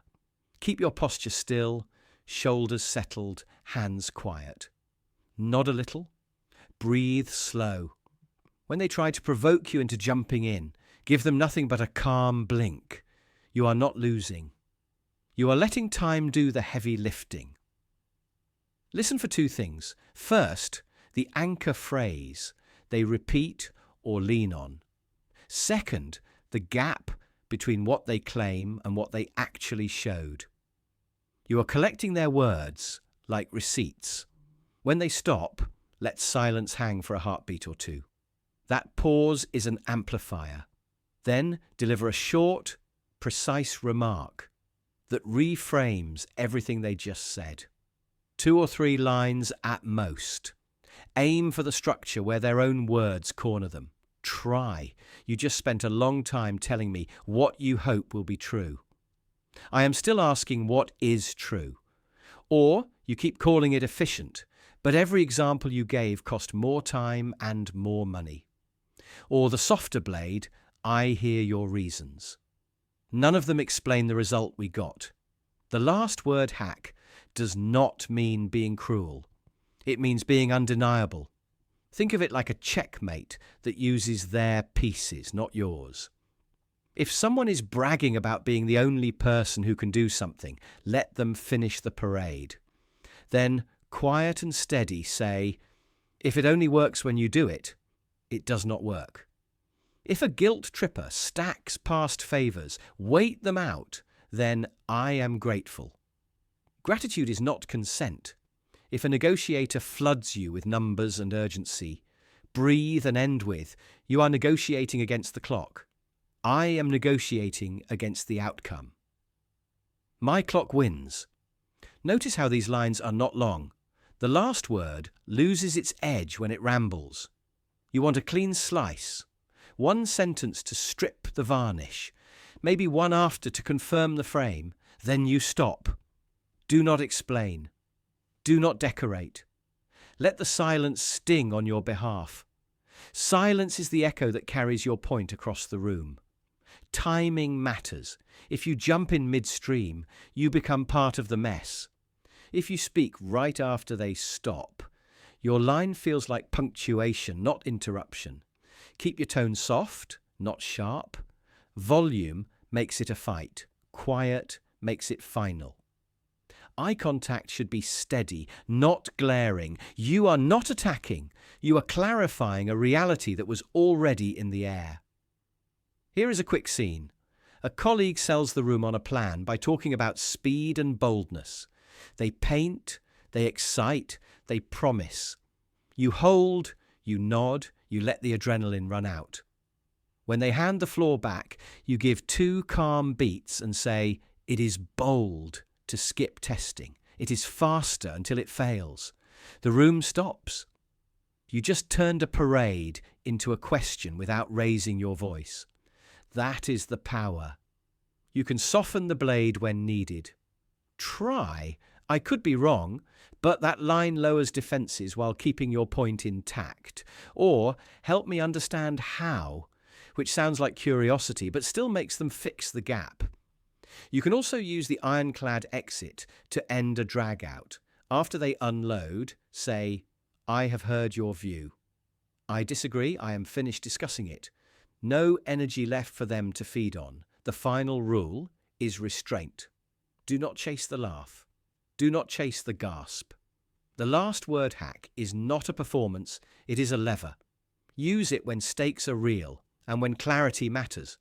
The sharper the remark, the shorter it should be. Then let the silence do what your voice does not need to. Hold your fire. Let them spend theirs. Then place one quiet line that everyone walks away repeating. That is how you make the last word the only word that matters. Close your lips and open the vacuum. The next person to fear the quiet will volunteer more than they planned. That is the secret behind the strategic silence hack. You do not push, you do not prod, you simply remove the noise that protects people and watch as they rush to fill the space. Here is the psychology. Silence is tension. Most people sprint to relieve it. They clarify, backtrack, justify or sweeten an offer because the quiet feels like judgment or uncertainty. When you hold the pause with calm, you hand them a mirror. They start talking to soothe themselves, and in the process, they reveal details you could never have pried loose with more words. Start with your posture. Relax your shoulders, ground your feet, and let your breath drop low. Ask a short, clean question that invites depth. What makes this timeline hard? What would make this fair for you? What am I missing? Then stop. No stacking questions. No nervous chuckles. No filler.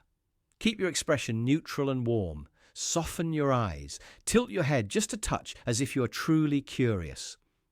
Count slowly in your head to 7. Let the clock do the heavy lifting. They will speak. When they finish, do not pounce. Nod once. Keep the quiet for 2 more beats. This is the late silence. That extra pause is where people tack on the part they were hesitant to share. The real constraints, the hidden numbers, the concern they feared would make them look weak. Your restraint is the lever that opens it. If the pause feels heavy, you can add minimal encouragers that do not break the spell. A gentle a soft yeah, or simply "I am listening," followed by silence again. You can also mirror the last 2 or 3 words they used, then hush. "We are worried about timelines. Let it hang." Or label what you sense. Sounds like the deadline pressure is real. And then nothing. These tiny prompts aim them deeper without giving them a rope to climb out of the stillness. Use it when money is on the table. State your number once, then stop. The person across from you will often fill the quiet with concessions, bonuses, or a better structure. Use it when information matters. Ask what else is important here, and do not flinch while they search their mind. Use it when trust is fragile. A calm pause after someone vents says, "I can hold this with you," and it invites them to share the roots, not just the leaves. On the phone, silence still works. People cannot read your face, so they overcompensate with words. If they ask, "Are you there?" smile and say, "I am," and give them just one more beat. In group settings, ask a thoughtful question, then let the room breathe. Someone will fill it, often the person who had not planned to talk but cannot stand the lull. There are traps. Do not weaponize the quiet to intimidate or humiliate. That will backfire and brand you as manipulative. Aim for steady, not cold. Respect cultural differences. In some contexts, long silences are normal. In others, they are hostile. If you sense distress, release the pressure with a brief summary and a gentle follow-up question. The goal is honest depth, not a confession dragged from discomfort. Practice the muscle. In your next conversation, clip the last sentence you would usually add and replace it with stillness. Next time someone answers your question, wait 2 extra heartbeats before you speak. Try one clean prompt, then silence. Help me understand what would make this work. Let your eyes rest, your jaw soften, your breathing stay slow. Trust that silence is doing the talking for you. One more advanced move. Frame, then fade. Offer a simple, firm boundary and shut up. I am comfortable with this approach. If we can align on support, then nothing. Often, they will negotiate against themselves to keep you in. Or try the reflective close. They say, "That is about it." You nod, keep quiet, and listen as they remember the final thing they almost left unsaid. The strategic silence hack is not about being mysterious. It is about creating a space where truth prefers to live. Words are friction. Silence is a low-resistance path. Hold it with care, and people will walk right down it, carrying the answers you need. Bend light through a glass, and you'll see tiny fractures long before the shatter. Loyalty works the same way. It rarely breaks in a dramatic moment. It whispers. It hairline cracks under small pressure. The clearest way to read it is to apply the gentlest force in the right places and watch what shows up. Start by deciding what loyalty means to you. Is it keeping private things private? Showing up when it is inconvenient?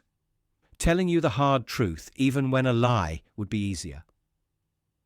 If you do not define it, you will test for nothing and still feel disappointed. Clarity is the first hack, because it tells you what signal to look for. Now create low-stakes moments that mirror those values. The key word is low. Never endanger anyone, never ruin a reputation, never step into cruelty. This is about signals, not traps. If you want to know who protects your name, hand someone a feather of a secret, not a brick. Share something mildly personal that cannot hurt you if repeated. Then wait. See whether it comes back to you from a mouth it did not leave. If it does, that whisper was a fracture. If it does not, it was glue. If you want to know who shows up when it is inconvenient, offer a time tax that benefits only you. Nothing flashy, just a ride when it is raining, or help moving a light box up the stairs. Watch not only whether they say yes, but how they say no. A loyal person may decline, but they decline with care and offer another way. Disloyalty is not a single no. It is the pattern of disappearing acts disguised as busy. If you want to know who chooses honesty, make truth the easy path. Give a gentle out when you ask for feedback. Say that you would rather hear something uncomfortable now than be blindsided later. Then ask for the real opinion. People who are loyal to your growth will risk your momentary discomfort to serve your long-term good. People who are loyal only to your smile will nod, agree, and leave you walking into the same wall over and over. Here is a quiet one that reveals a lot. Set a boundary and observe. Tell them you cannot text after a certain hour, or that a particular topic is off limits. Then hold the line. A loyal person will adjust to safeguard the relationship. Someone who pokes, jokes, or guilt trips is telling you their comfort outranks your clarity. Boundaries are the rulers that measure respect. Another soft test is the silence check. Send a message that does not demand a response, but signals you could use one. Then do not follow up. Do they notice? Do they circle back unprompted? Loyalty is attentive. It notices the unsaid. It asks if you made it home. It remembers the appointment you were nervous about and checks in after. You should not have to shout to be seen.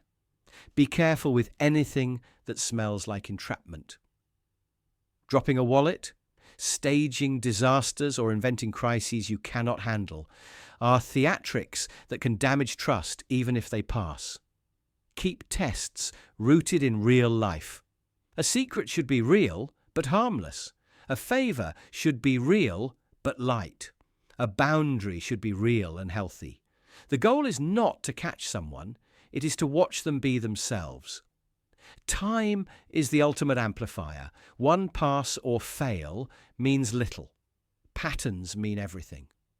Maybe they forgot once. Maybe they were overwhelmed. Maybe you misread a tone. Repeat the test in different seasons. When you give people multiple chances to reveal their nature, they will, and you will not have to play judge. You will simply be a witness.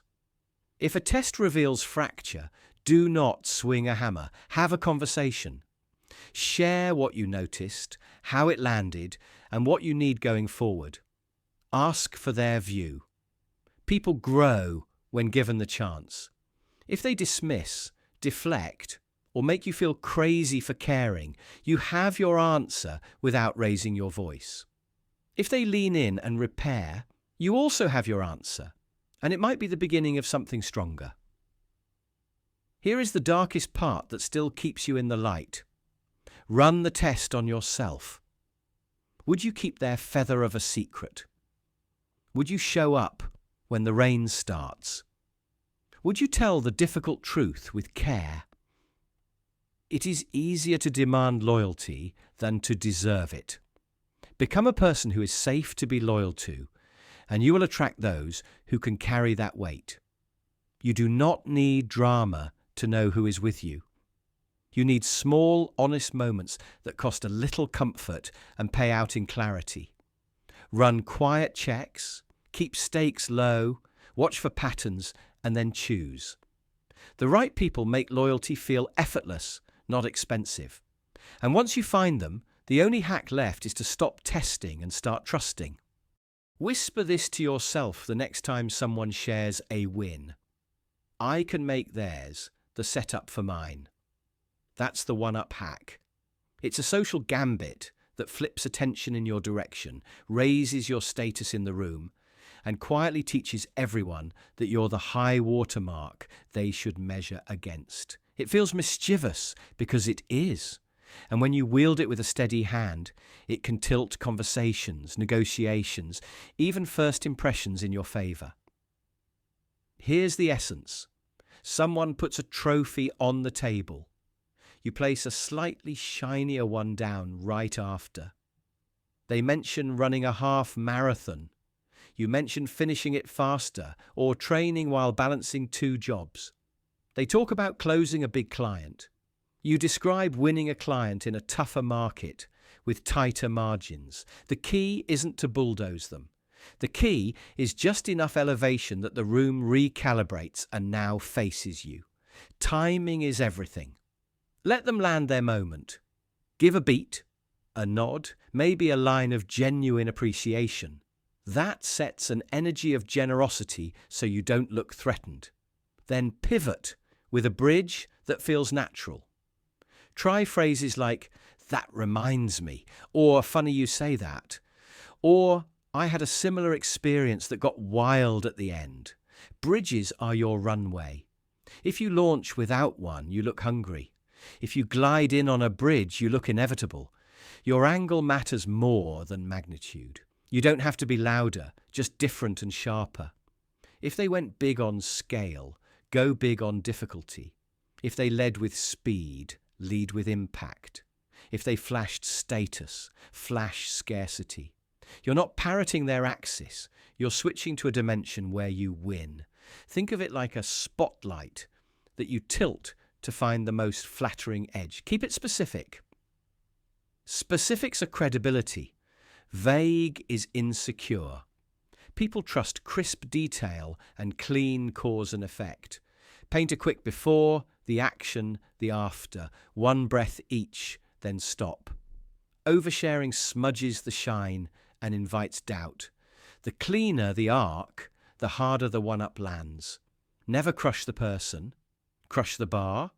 After your topper, circle back with warmth. It's wild how your story made me think of that. I'm glad you brought it up. That closing line stacks goodwill. So you steal the show without making an enemy. You're training the room to admire you, not resent you. This hack can carry you through job interviews, client pitches, and rooms where you're the least known person at the table. In interviews, listen for their priorities, then one up with a story that matches their language and leaps a rung.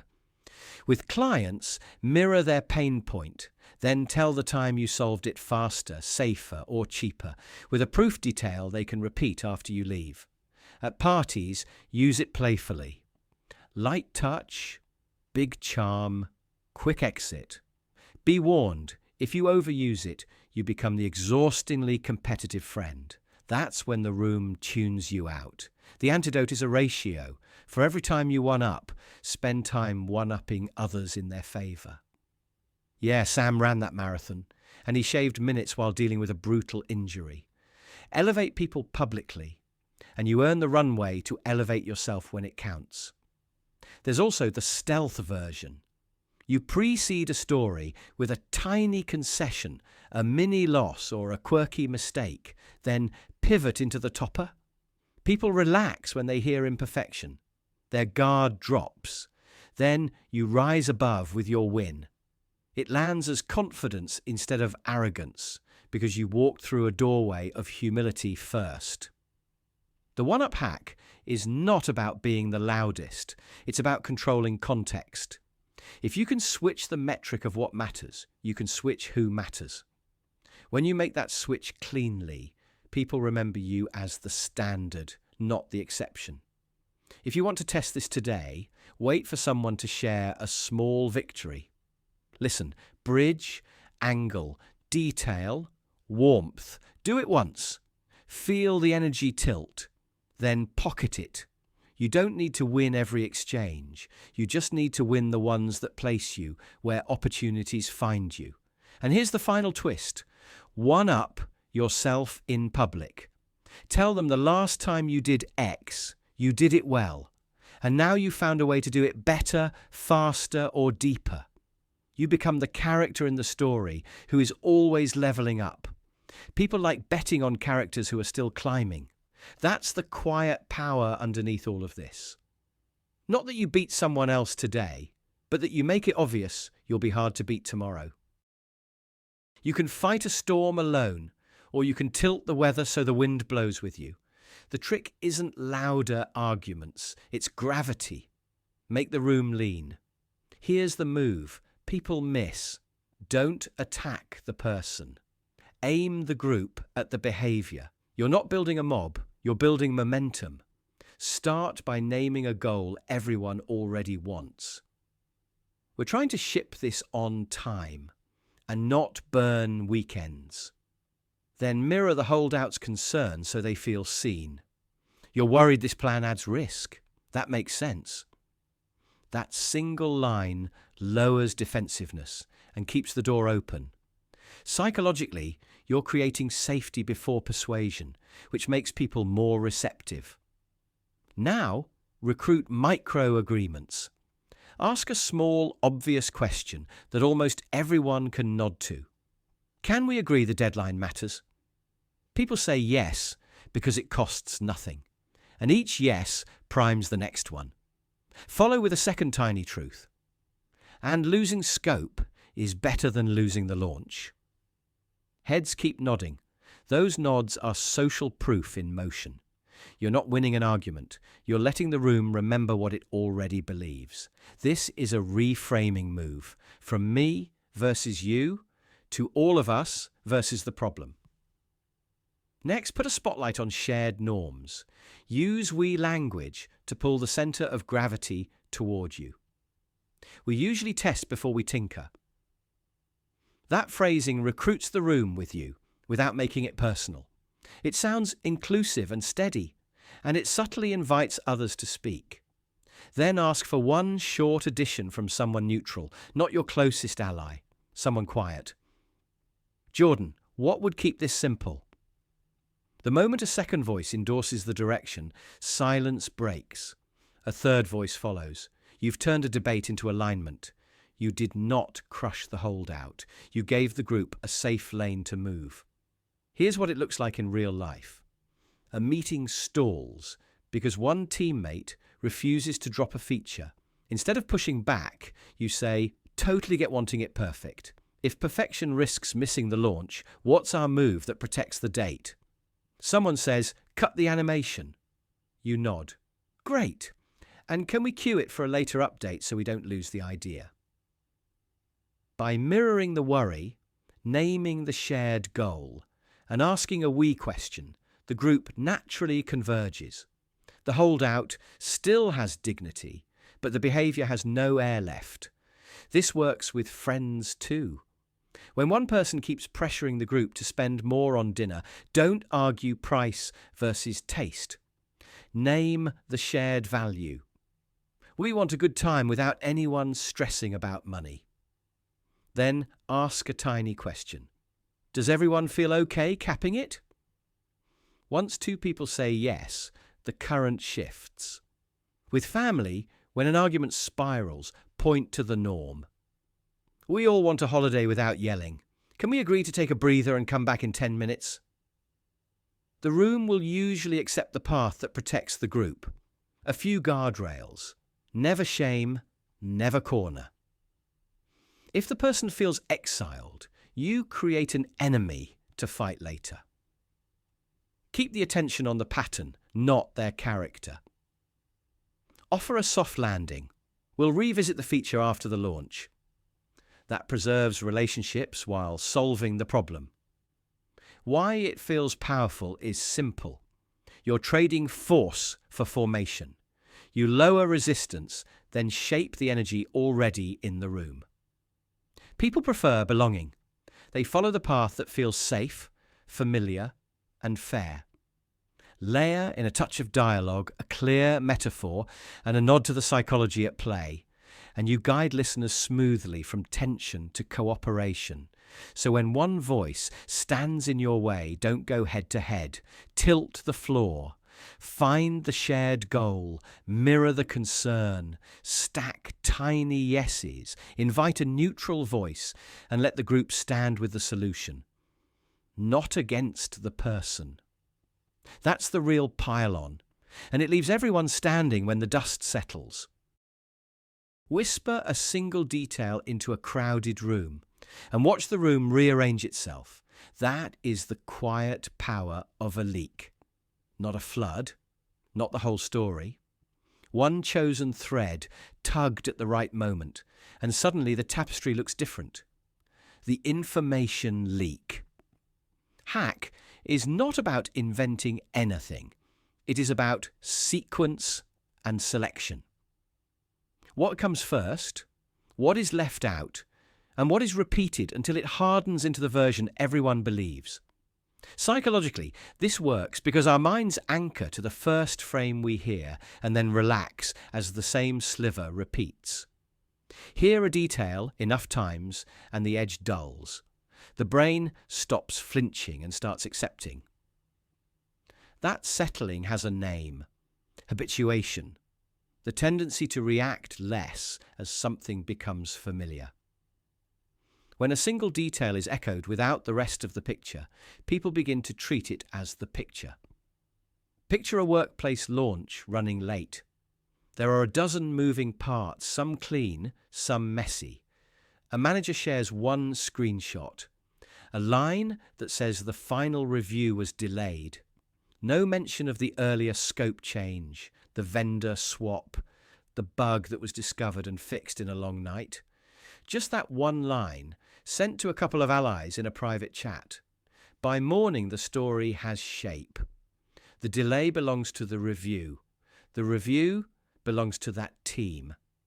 A single true detail becomes the headline, and everything else becomes a footnote. People fill gaps with certainty.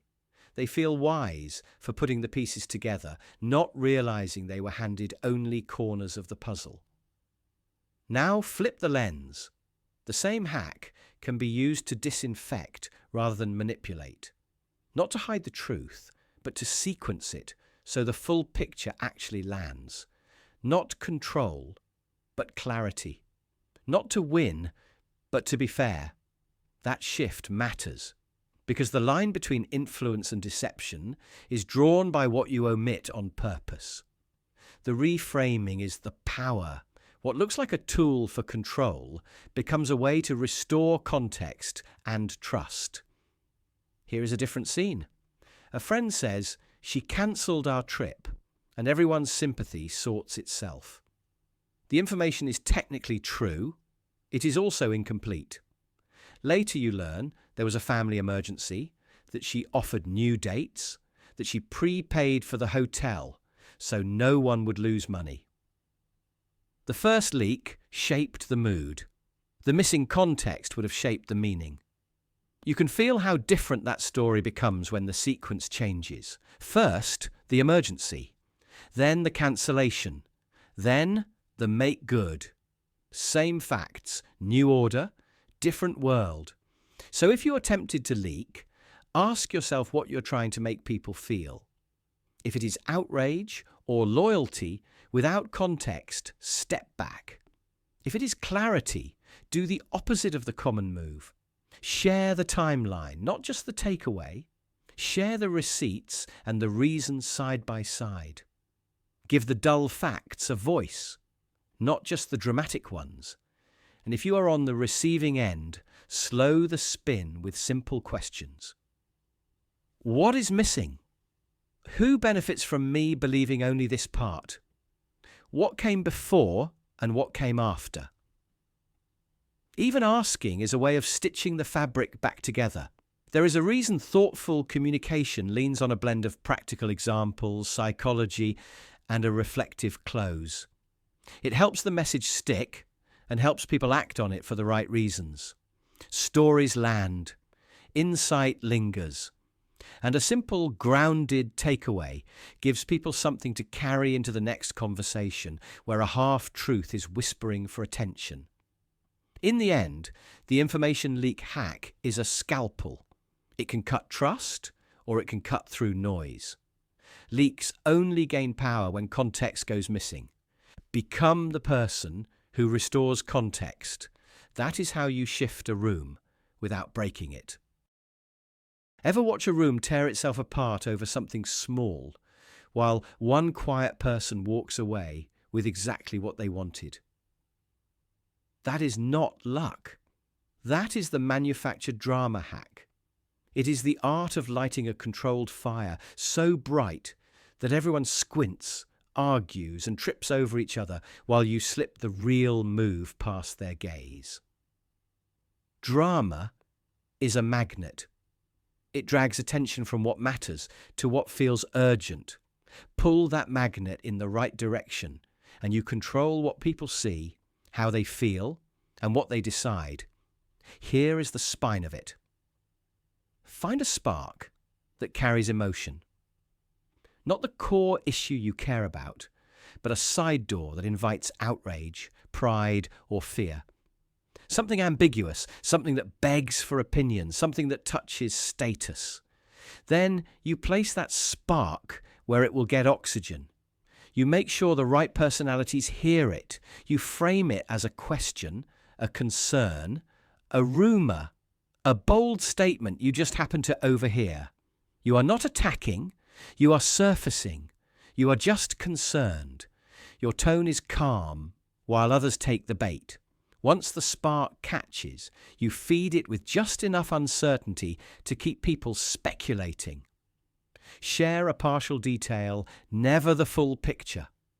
Offer a line like, "I am not sure, but it does sound like a big deal."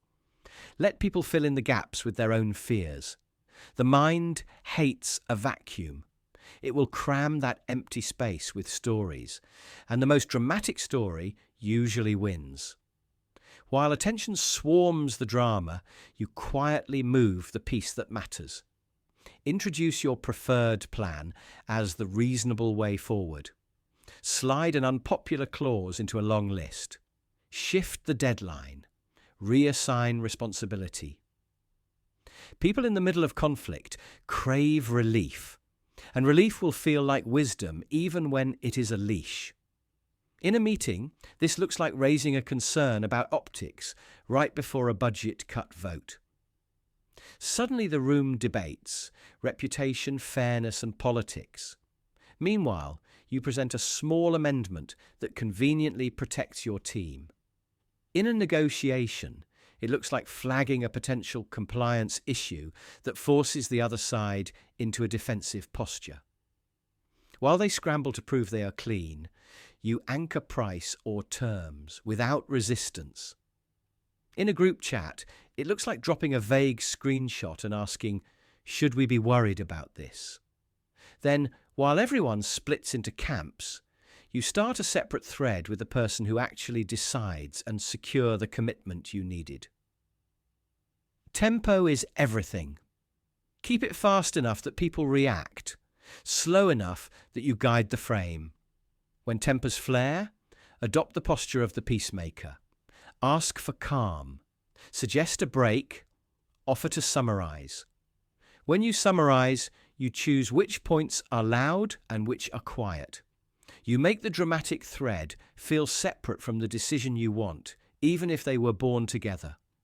You are the adult in the room while being the architect of the mess. That contrast makes you trustworthy to the crowd you just destabilized. There are tells when someone runs this play. The urgency is sudden. The facts are thin. There are extra witnesses who are not strictly needed. The topic is emotional, but oddly sideways to the real business at hand. And the instigator stays just above the fray, concerned but never committed, calm but never clear. If you sense it, do not perform in their theatre. Remove the audience. Say, "We will handle decisions offline with the relevant people only." Demand specifics. Slow the tempo. Ask, what exactly is the decision? And what information do we actually need? When the fire loses oxygen, the trick loses its grip. Used without care, this hack burns trust and leaves ash. But make no mistake, it works because human attention is wired for alarms. If you choose to wield it, know what you are trading.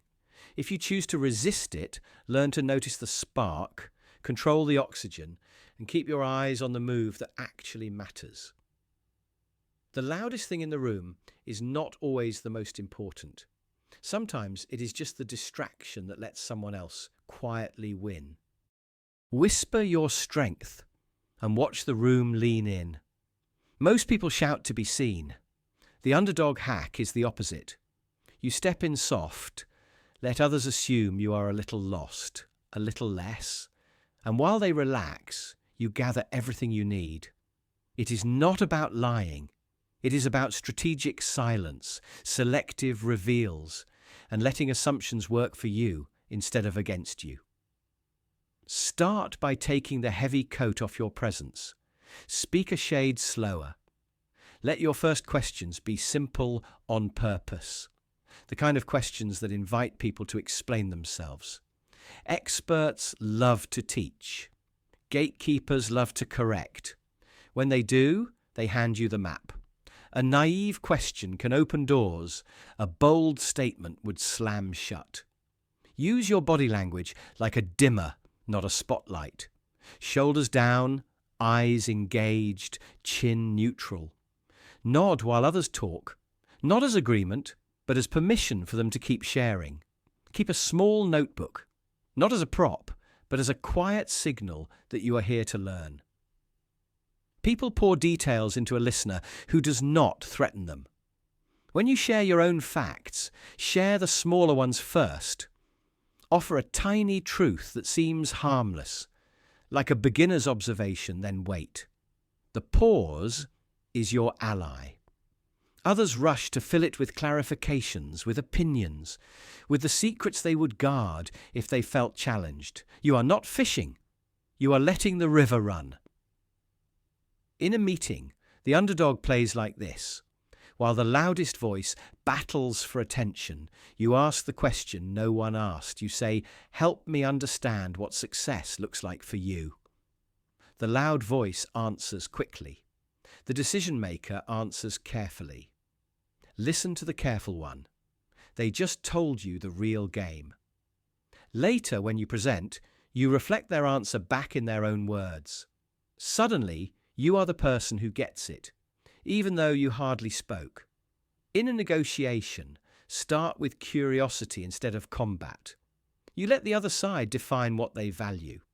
You stay open, almost underprepared on the surface. They underestimate your alternatives, your timeline, even your walkaway point. Then, only when it matters, you reveal a single prepared option that solves their stated needs. It feels like you met their wishes by accident. It was not an accident. It was listening disguised as low stakes. Socially, the underdog hack disarms status games. You enter a room without broadcasting credentials. You ask people what excites them, what frustrates them, what they wish others understood. People reveal their strategies when they feel safe. They reveal their fears when they feel seen. Underestimation is not a blow to your ego. It is a cushion for your patience. There are 3 tells that you are playing it right. First, others start explaining things you already know, and you let them. Second, they volunteer timelines and constraints without being pressed. Third, they ask you late in the conversation, "So what do you do anyway?" That question means you stayed invisible long enough to hear the unfiltered version of the truth. But there are 3 mistakes that ruin the whole thing. Overacting dumb makes people feel mocked, and they will close up. Dropping your skill too early turns the underdog into a show-off, and people resent the reveal. Confusing humility with weakness invites bullies, not honesty. Be quiet, not timid. Be curious, not clueless. Be patient, not passive. Ethics matter. Use this when you need clarity, not when you want to corner someone. Do not misrepresent credentials. Do not fabricate ignorance, and do not set traps that harm careers or violate trust. The most powerful version of this hack is clean. It protects relationships while it unlocks information. Practice in low-risk moments. At a store, ask why one product is placed where it is. At a workshop, ask a question you already know the answer to, and watch how people reveal the deeper story.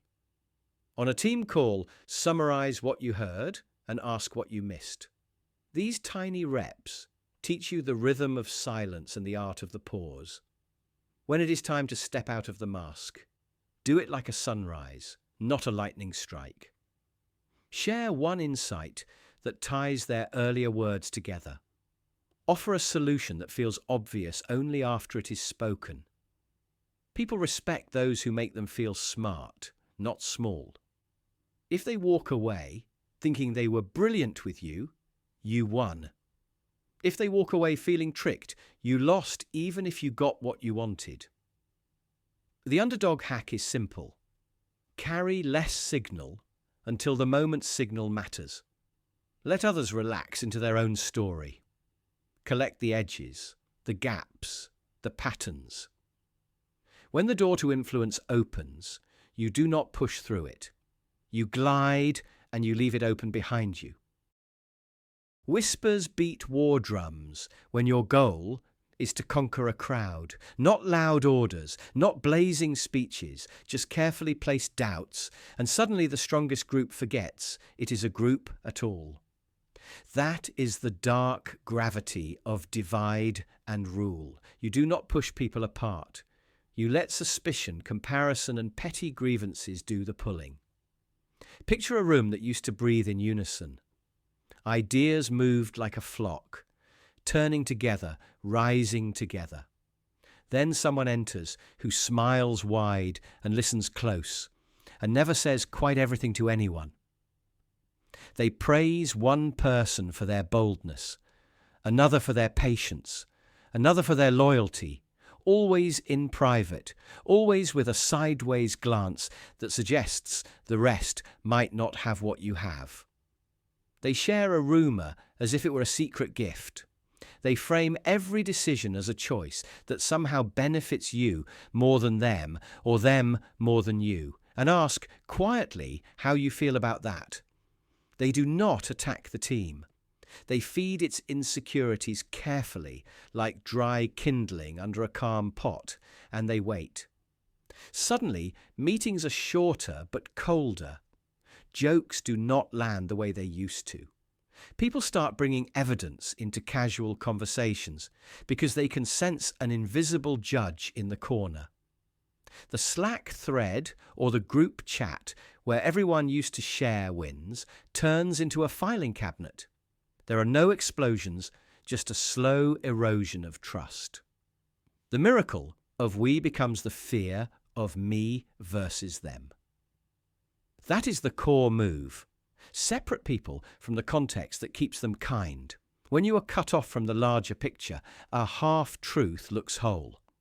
When you are overloaded with flattery, a small slight feels massive. When praise becomes a private currency, loyalty starts to look like a negotiation. Divide and rule works because it leverages something deeply human. Our need to feel seen, and our reflex to protect ourselves when we are not. So how do you disarm it without becoming it? Start by dragging sunlight into the room. Ask for clarity in the open, not confirmation in the shadows. When you hear, they said, gently invite they into the conversation and let actual voices replace ventriloquism.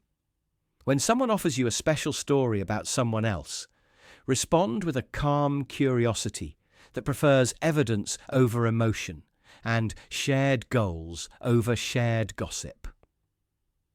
Protect the habit of repeating decisions publicly in simple language with the why attached so that no one has to fill in the blanks with fear. Strengthen the bridge before the storm. Build small rituals of connection that are hard to counterfeit.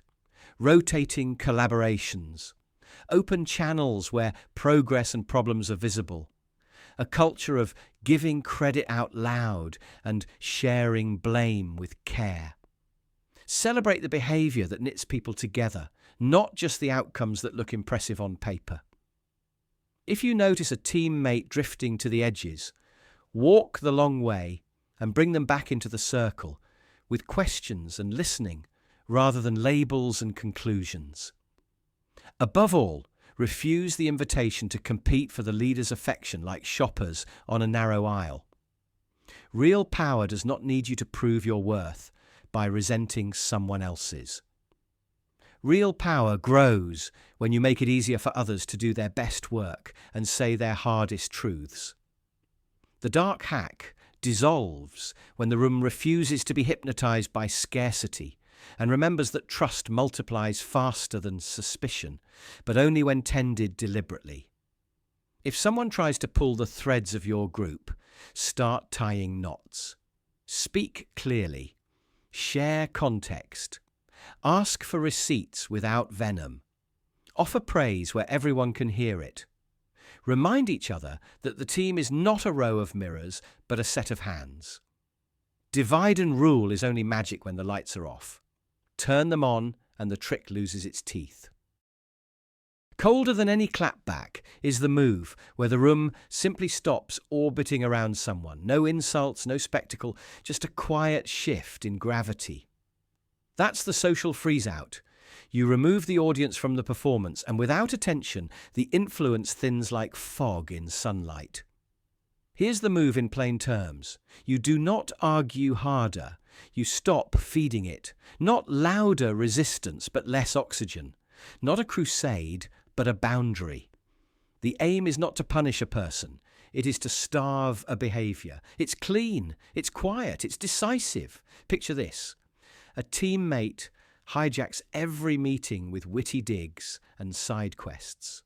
People laugh, the agenda derails, and they leave as the unofficial voice of the room. Next time, the first dig lands and everyone holds neutral. You don't glare, you just let the moment die. You pivot. All right, let's finalize the timeline. When they pile on, you respond to content, not drama. Good question. The timeline covers your concern. No chuckles, no adding colour, no reaction to the applause bait. A few minutes later, they try again. You repeat. Neutral face, calm tone, direct back to signal and away from noise. By the third attempt, the pattern is clear. The room is closed for that kind of business. Or take a group chat, where one person thrives on stirring friction. Usually you clap back, quote, escalate. This time, you answer once short and factual, then step away. Others mirror the tone. No hot takes, no heart reactions to the spicy line. When they send the bait, it lands with a thud. Conversations flow around them, not through them. The status rush is gone. Psychologically, this works because attention is a reward, and rewarded behavior repeats. Remove the reward, and the behavior weakens. In plain words, no applause, no encore. It is a simple play on reinforcement, not rage. You are not trying to crush someone's social standing. You are ending the micropayments that keep the pattern alive. When the novelty stops getting a payoff, our brains habituate, and the grab for center stage loses its shine. There is an art to doing this without turning cruel. You freeze the behavior, not the person. No smear campaigns, no whisper networks, no dog piles. You are not inventing a villain. You are declining a performance. If a private moment makes sense, you can name the impact without heat. You're sharp. And when meetings veer off, we lose momentum. I'd love your help keeping us focused. That line does two things at once. It offers respect and it redirects energy. Done consistently, it flips the incentive. Reaction seeking has no market here. Contribution does. Psychologically, leading with calm, clear boundaries lowers defensiveness and invites cooperation, which is why the temperature drops instead of skyrockets. The freeze-out is not silence as punishment. It is silence as clarity. You are teaching the room what earns attention. You are redefining normal. When people see that jokes at someone's expense, derails or drama do not buy status anymore, they adjust. Most of us are not trying to be villains. We are just following the energy. Shift the energy, and behavior follows the path of least resistance. It helps to decide your tell. Maybe it is the gentle pivot. Maybe it is a still face and a short summary of the goal. Maybe it is a single answer, then disengage. Whatever you pick, keep it steady. Consistency is the message. The room hears it. The pattern changes because the pattern is no longer profitable. If there is a motto for the social freeze-out, it is this: choose what you reward. Reward clarity, not chaos. Reward contribution, not performance. Reward the person when they show up for the work or the friendship, not for the spectacle. Influence doesn't disappear in a thunderclap. It drains when there's nothing left to drink. It feels ruthless because it is firm, but it is not violent. It is not petty. It is a quiet standard, and quiet standards can be stronger than any public takedown.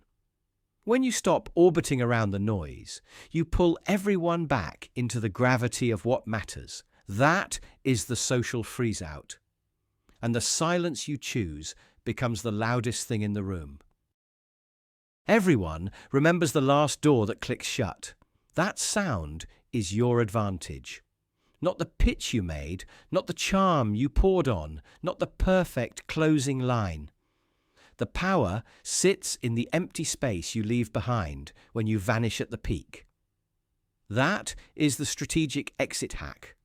You leave while the room still wants more of you, and your absence does the heavy lifting that your words never could. Here is how it plays out in human minds. Attention spikes, curiosity opens, and then you remove yourself. The brain hates unfinished loops. People replay your last sentence. They reread your last message. They overanalyze your last look. They start talking to each other about you because you are not there to answer. Your silence becomes the most interesting person in the room. The trick is timing. You do not run when things go poorly. You leave when the energy is warm, when heads are nodding, when someone has just said yes, when a laugh is still hanging in the air. That is the moment most people settle, ramble, gild the lily. You do the opposite. You plant a single clear next step, and then you are gone. No apology. No over-explanation. Clean cut. If you are in a meeting and momentum is building, do not wring it dry. Say one line that preserves the height. Something like, I like where this is landing. I am going to step out and draft the outline while it is fresh, and I will send it before the afternoon ends. Then you stand, you shake a hand, you disappear.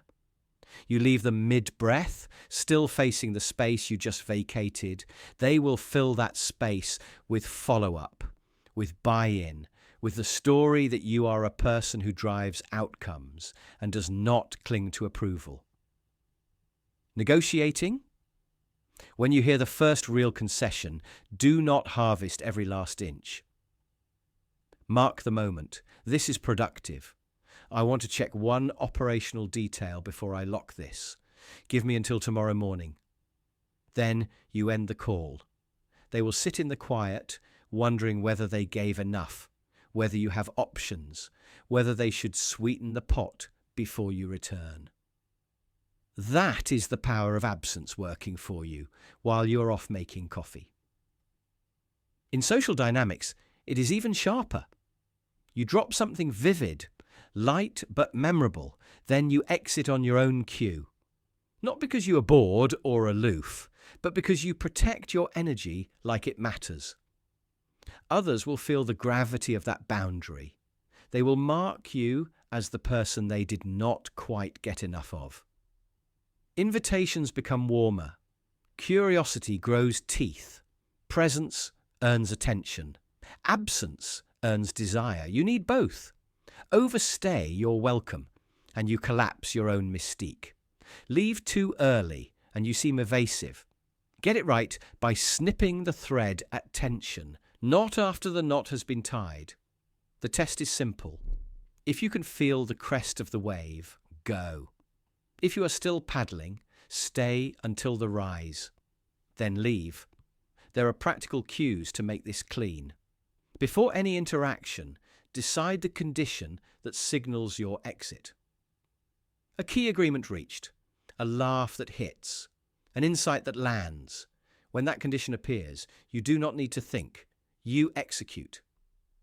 Second, leave a bridge behind. One concrete next action, one note that says, I am still in motion. Third, keep your body language soft and your tone calm. The power comes from grace, not from flounce. Be ready for the discomfort. People will call your name as you turn. They will ask one more question. The urge to stay will claw at you. That urge is exactly why most people never own their timing. Smile. Repeat your bridge, hold the line. Once you break the habit once or twice, you will feel the bizarre relief of exiting at your own choosing, rather than waiting to be dismissed by the lull. Do not abuse this. Silence is strong until it becomes manipulation. If your exit makes others feel used, you pay for it later. The ethical version is simple. Leave them with clarity, not confusion, with respect, not contempt. You are not ghosting. You are sculpting a moment so that you and they both step forward with more focus. You can practice in low-stakes places. Leave a gathering when you are still laughing. End a chat thread when the exchange is warm, with one line that points forward. Cut a presentation 2 minutes shorter than you rehearsed, while people are still leaning in. Watch how quickly invitations return, how often people follow up first. Notice how your calendar fills on your terms, then apply it where it matters. That investor call, where you finally see the spark, the client who keeps you talking in circles, the team session that is drifting into repetition, find the crest. Plant the bridge, disappear. Let the room talk to your shadow while you get actual work done. Return with something tangible, and the story they told about you in your absence will meet the proof in your hand. Everyone remembers the last door that clicks shut. Make sure it is yours, and make sure it closes at the exact moment they realize how much they want it open again. Your phone lights up. You type a reply, and then it all goes quiet. Not a blocked number, not an emergency, just a vacuum so loud it swallows your thoughts. That is the silent treatment. It looks harmless from the outside, but up close it feels like standing in a locked room with no windows. It turns absence into pressure. It turns nothing into leverage. Here is why it hits so hard. Your brain is built to read social signals the way a storm watcher studies the sky. The second those signals disappear, the brain starts filling the void with worst-case stories. Did I mess up? Are they done with me? Should I apologize even if I do not know what I did? The uncertainty keeps looping, and every loop makes you more likely to chase, to over-explain, to offer concessions you do not mean, just to make the tension stop. That is the trap. Silence becomes a lever. Pull it long enough and people will move themselves. Now, there is a difference between a boundary and a punishment. Silence as punishment is a power play. It pushes the other person into guilt and guessing. Silence as a boundary is a pause with purpose. It calms the temperature without freezing the relationship. The hack is to turn what looks like disappearance into a clear, clean pause. You make it obvious that you are stepping away to stabilize, not to threaten. You trade manipulation for mastery. How do you do that out loud? Use your voice before you use your silence. Say exactly what is happening, why it is happening, and when connection will resume. Try something like this. I care about this, and I can feel myself getting heated. I am going to take some time to cool down, so I do not say something I regret. I will check back after dinner and we can pick this up. Another version. I want to understand you and I need a little space to get centered. I am going to step away for a bit. I will message you tonight so we can finish this with clear heads. You will notice the pieces. You name your intention. You name the pause. You name the return. When you do that, you remove the poison from the silence. It is no longer a void. It is a scheduled breath. If you are on the receiving end of the real silent treatment, there is a counter move that protects your peace. Instead of sprinting after them, send one calm message that opens the door while guarding your dignity. Something like this. I want to resolve this when you are ready to talk. If I do not hear from you by tomorrow evening, I will assume we both need space, and I will move forward with my plans. Then stop. Do not stack message on message. Do not interrogate their friends. Give your nervous system something else to do. Move your body. Finish an unfinished task. Take a walk without your phone and count your steps until your shoulders drop. You are teaching yourself that your mood is not hostage to someone else's silence. Here is the dark truth. Using silence to punish works. People cave. They apologize for things they did not do. They agree to terms they do not respect. And every time it works, it trains the other person to fear disconnection. But the bill always comes due. Trust thins. Resentment thickens. Intimacy retreats. You may get compliance, but you lose closeness. If you are tempted to use silence to punish, ask what you're afraid to say. Often, the words are simple and heavy. I felt hurt. I felt dismissed. I want reassurance. I need partnership, not punishment. Say the thing. Real power is clarity without cruelty. If you need silence to think, keep it short, visible, and mutual.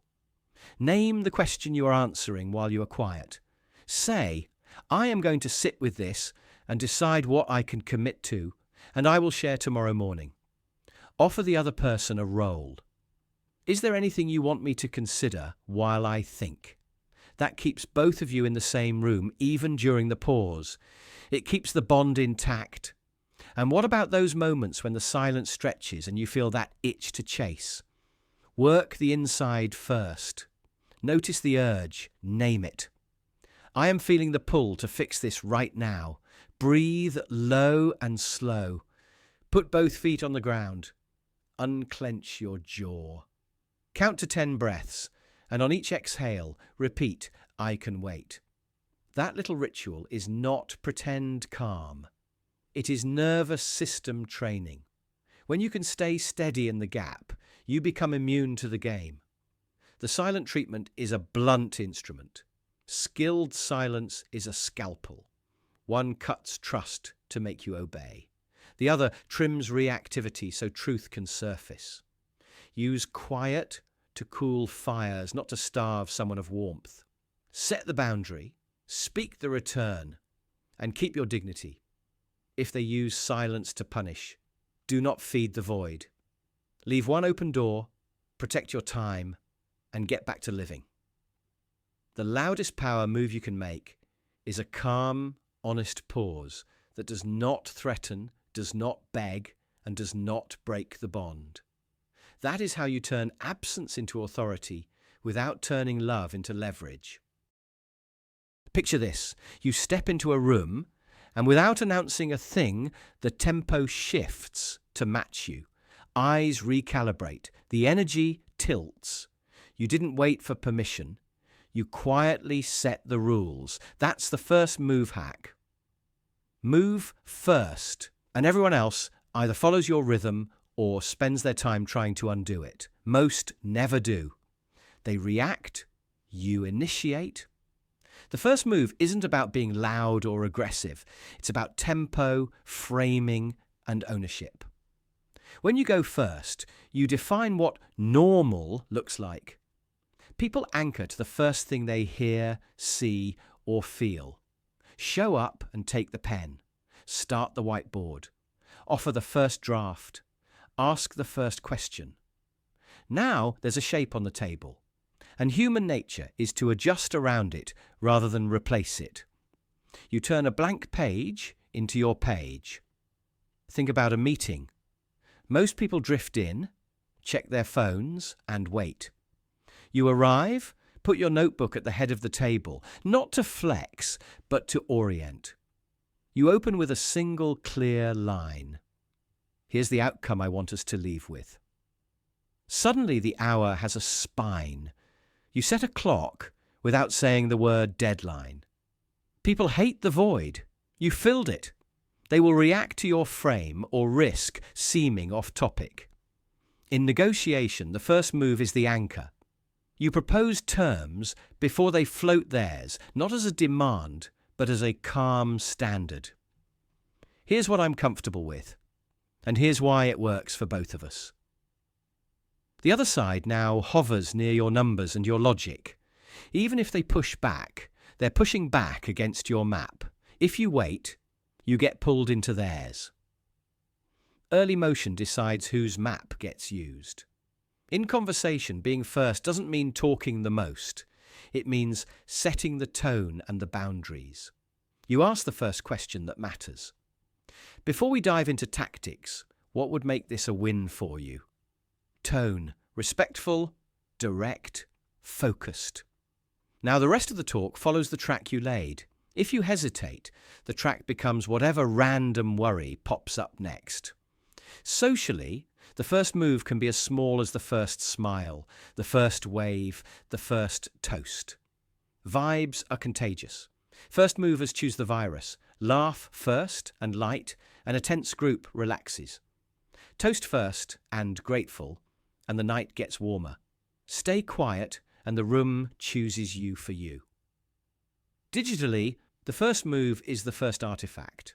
Send the outline before the brainstorm. People are more comfortable editing than inventing, so you become the origin point. Draft the agenda and press send, and everyone edits your plan instead of writing their own. You become the baseline. Online threads tilt the same way. The first clear summary frames how the rest of the comments interpret reality. It's not magic, it's the inertia of context. This hack works in careers too. Before an interview begins, say, "Before we get started, here's how I think about the role and the impact I want to drive." You gently seize the opening move, signal clarity, and give them a narrative lens for every question that follows. During onboarding, share a first 90-day plan before anyone asks. Now, your momentum is the default. If you feel a pinch reading this, good. Moving first can feel unfair, almost like you're bending the air in the room. But it's not trickery. It's responsibility. The space between nothing and something is where leadership lives. Someone will fill it. It might as well be you, and it should be used with care. Here's how to wield it cleanly. Move early, but not recklessly. Speed without clarity is noise. Clarity without speed is theory. Combine them. Use language that is specific and easy to agree with. Here's the draft timeline I'm proposing, and the 3 checkpoints that matter. Offer attention, not control. Invite collaboration immediately after you move. I'm putting this on the table first, so we all have something to react to. What am I missing? That line disarms resistance. People keep their dignity, and you keep your frame. Mind the optics. Dominance for its own sake breeds quiet sabotage. Presence plus humility breeds follow-through. Make deposits before withdrawals. If you're going to claim the first move, be the one who did the prep, who read the brief, who walked the space and checked the projector. Quiet competence makes your early action feel like a favor, not a grab. Use physical cues. In a room, position where your eyes can meet most faces without turning your head. Stand when you begin speaking. Sit when collaboration starts. Pace slow. Pauses are authority. Touch the environment. Open the blinds, arrange the chairs, place the handouts. Your body tells everyone the scene has started, and you are directing traffic for their benefit. If someone else beats you to the first move, all is not lost. Make the first reframing move. Name their frame, respect it, and then reshape the goal. That's helpful context. To make this actionable, here's a sequence we can all commit to by Friday. You didn't wrestle for the mic. You changed the music. Practice micro first moves daily. Send the calendar invite before anyone asks. Summarize the last meeting within the hour. Start the group chat with a clear purpose, not a vague hello. Ask the hard question before the easy one eats the time. The pattern trains your world to look to you for the start signal. The first move hack is simple. Act while others hesitate. Define while others drift. Begin while others prepare to begin. When you do, you set the pace, you draw the map, and you quietly become the person everyone counts on to get from nothing to something. That's not just powerful, it's the practical shape of influence. You can bruise a name without ever touching it. You just move it close enough to someone messy and let gravity do the rest. That's the reputation hijack. It works by building a bridge in people's minds between two names, two faces, two brands. So when one stumbles, the other somehow looks clumsy too. The trick isn't loud, it's quiet repetition, gentle links, shared frames. Then you let the human brain do its shortcut magic. Picture a co-worker with a spotless record. You want them dimmer without getting your hands dirty. You start pairing their work with a colleague who cuts corners. Sit them together in meetings, pitch joint updates, drop compliments that braid the two. They've been tag-teaming everything lately. Forward articles about a small mistake the corner cutter made and loop the star in with a breezy, "Thought you'd both want to see." No accusations, just proximity. When the corner cutter finally trips in public, the room doesn't say, "Those are totally different people." The room says, "Aren't they close?" Or take reputation online. You can stitch two names with a rhythm of mentions. You reply to your target beneath a hot-headed influencer's posts. You use phrases like, "as you and X have said," until the pairing feels natural. Later, when the influencer flames out, that pairing drags like a net. No proof, just a lot of breadcrumbs. Psychologically, this preys on association and the halo and horns effect. Our brains save energy by letting traits spill from one person to another if they stand close enough for long enough. Put kindness next to a stranger and people see warm. Put chaos next to a stranger and people see smoke. That's why this hack cuts deep. It doesn't argue, it implies, it doesn't shout, it frames. Here's what it looks like in real life. A team lead announces, "We'll have Maya and Chris co-own the client rollout," even though Maya delivered flawlessly last quarter and Chris missed a crucial detail. The lead praises the pair as a unit in every update. When the next deadline slips because of Chris's oversight, the client doesn't remember the spreadsheet of contributions. They remember the pair. Maya's shine dulls by association, and the team lead never said one unkind word. Notice the mechanics? You create shared labels. You seed shared photos. You give shared praise that converts to shared blame. You never make the risky claim. You make the sticky picture. That's why it feels powerful. That's also why it's dangerous. Because here's the shadow side. Reputational rope is two-way. Tie someone tightly to a mess, and the mess can splash back on the person who knotted the rope. People eventually notice patterns. They notice who keeps starting sentences with "you two," who keeps nudging names into a pair. When they notice trust slips quietly the way you planned for someone else. That's the cost of playing with perception. It stains the hands that arrange it. There's a more responsible use for this knowledge. Defense. If someone tries to hijack your name by pairing it with a liability, break the frame early. Reintroduce clarity. I'm happy to help, but I'm not involved in Chris's part of the rollout. Speak in clean ownership lines. Shift public updates from "we" to accurate "who did what." Change the picture people see, because when the image is precise, the spill has nowhere to go. And if you lead teams, set norms that keep reputations from bleeding unfairly. Praise by specifics, not by proximity. Document roles. When something goes wrong, name actions, not alliances. The same psychology that powers the hijack can be used to protect against it. Make honest associations louder than lazy ones. Some will hear this and think, useful. Let me try it. Some will hear it and feel a chill. Both reactions are human. Just remember the final truth of reputation. It's not only what others believe, it's also what they remember about you when the lights are off and the room is quiet.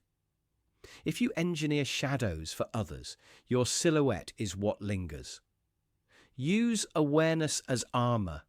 See the trick, spot the frames, choose your distance. The reputation. Hijack feeds on closeness without clarity. So give your name clarity. And choose your closeness on purpose. You ever feel like you're walking down a hallway where every door is labelled with a different mistake? Someone smiles, gestures grandly and says, "Pick any door you like." That is the trick. It looks like freedom. It sounds like control.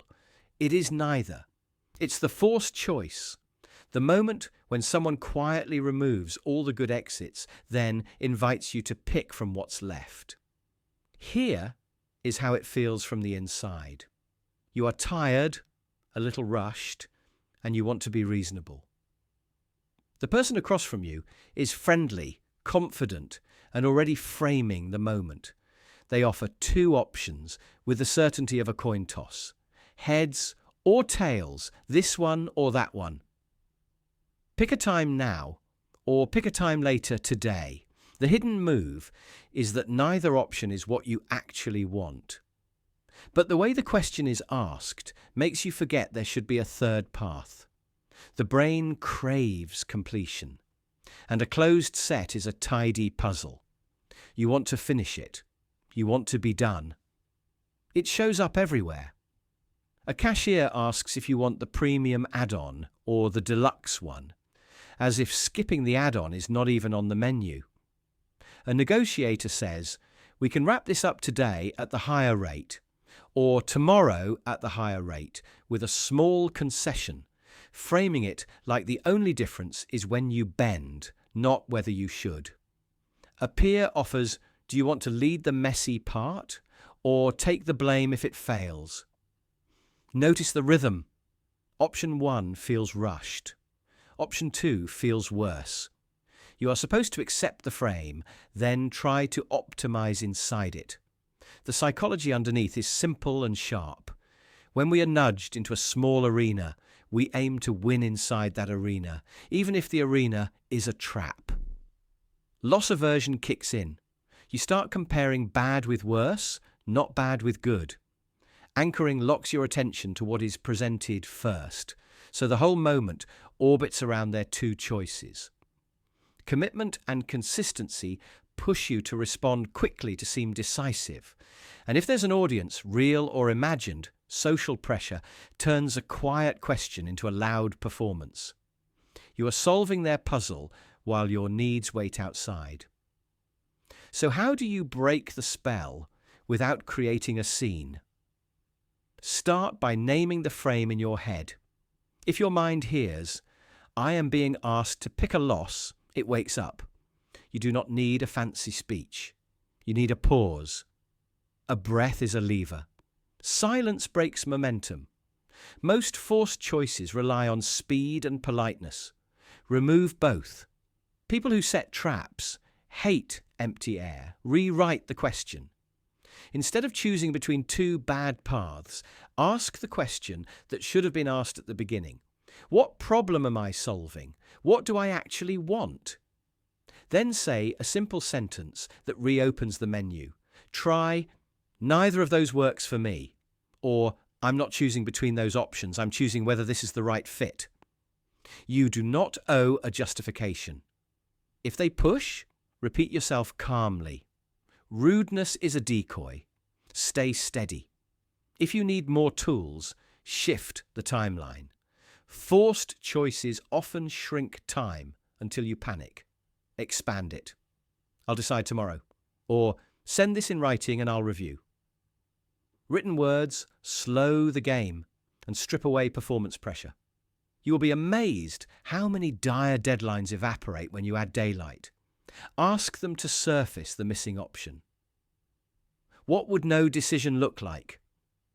Watch the mask slip. If the goal is to trap you, they will avoid describing that path because it reveals the frame. If they genuinely mean well, they'll discuss it honestly. Either way, you get clarity.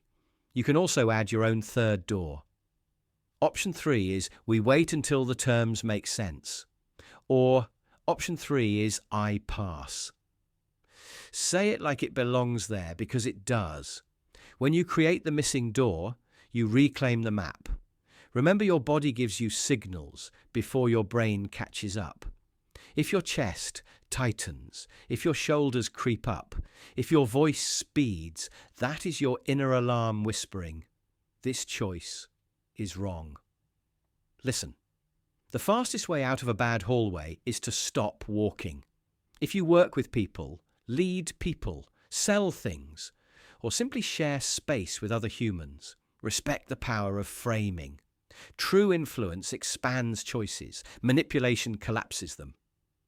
The moment you feel the walls closing in, tap the brakes and widen the room. Here is a tiny mantra you can use when the pressure starts. I decide what I decide. Say it softly to yourself. It sounds silly. It works. It reminds your brain that choosing not to choose is still a choice, and sometimes it's the best one. What looks like power on the other side is often just poise on yours. The forced choice hack feeds on urgency, politeness, and the illusion that a narrow menu is the only menu. When you slow down, name the frame, and reopen the map, the trick collapses. You step past the two bad doors and notice a third. Maybe you leave. Maybe you renegotiate. Maybe you choose not to play. Whatever you pick, it is yours. That is the point. That is the escape. Let your silence arrive 5 seconds before you do. That's the essence of the status symbol hack. Quiet signals that say power without you saying anything at all. People sort other people in heartbeats, and you can guide that snap judgment by curating what they see, hear, and feel in the first breath. Start with a single anchor piece that whispers wealth.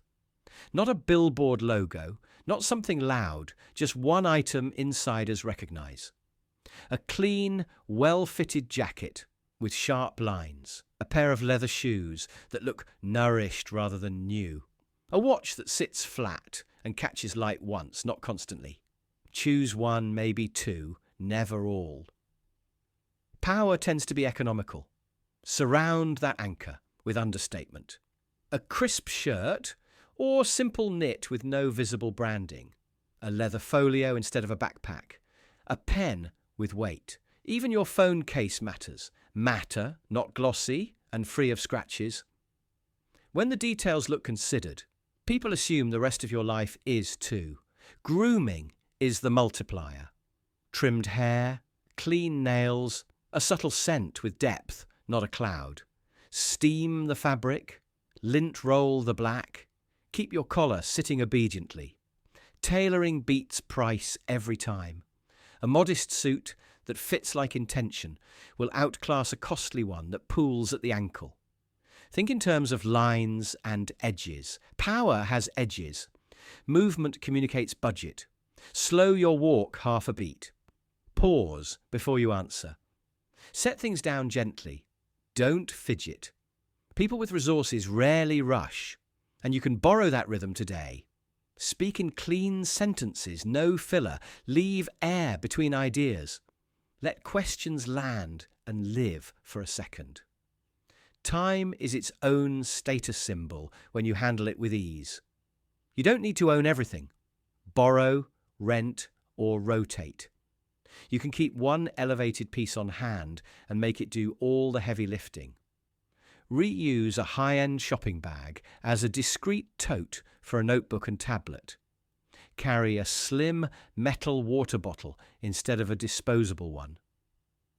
None of this is about pretending to be someone else. It's about learning the visual language of trust and using a few fluent phrases. Build micro cues that suggest access. A neatly folded valet ticket in your pocket, a room key sleeve in your folio, a conference badge tucked into a side pouch. Don't flash them. Just let the possibility exist. Sit where people with options choose to sit. End seats, corner tables, near exits. Place your phone screen down. Power faces the room. Use sound. The soft click of a quality pen. The note your shoes make on a hard floor. The hush of a zipper that doesn't snag. Keep your keys minimal. A heavy single fob whispers car more than a jingle of metal does. When you pay, move with calm finality. Even a standard card, handled with poise, outperforms a flashy one waved around. Choose a uniform. You want people to recognize your silhouette, a neutral palette, one or two textures, and a rotation that always looks fresh because the fit and care are consistent. This reduces decisions and increases the impression of reliability. Replace one tired piece at a time, starting with what the eye hits first.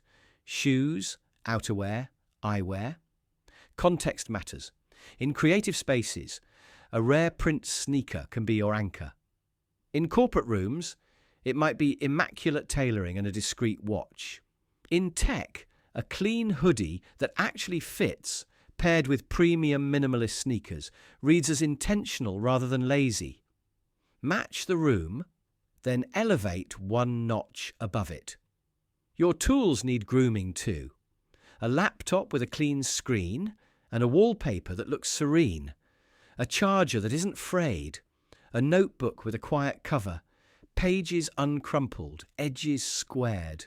When you open your bag, it should look like you care enough to manage details. People assume you'll treat their time, money, and reputation with the same care. Carry phrases that feel like status. Try, I have a tight window. Does it still make sense to continue? Or, before we go deeper, what outcome would make this worth your time? The words signal you respect scarcity, including your own. They set boundaries without flexing. This hack is potent, so ground it in ethics. Never buy fakes. Don't go into debt for optics. Invest in fit, fabric, and maintenance before labels. The point isn't to trick, it's to clear the noise so your competence gets a fair hearing. Use the borrowed credibility to open doors, then hold them with real skill. When you step into the room, remember the rules of light and space. Stand where you're lit. Keep your shoulders down and your chin level. Breathe slow.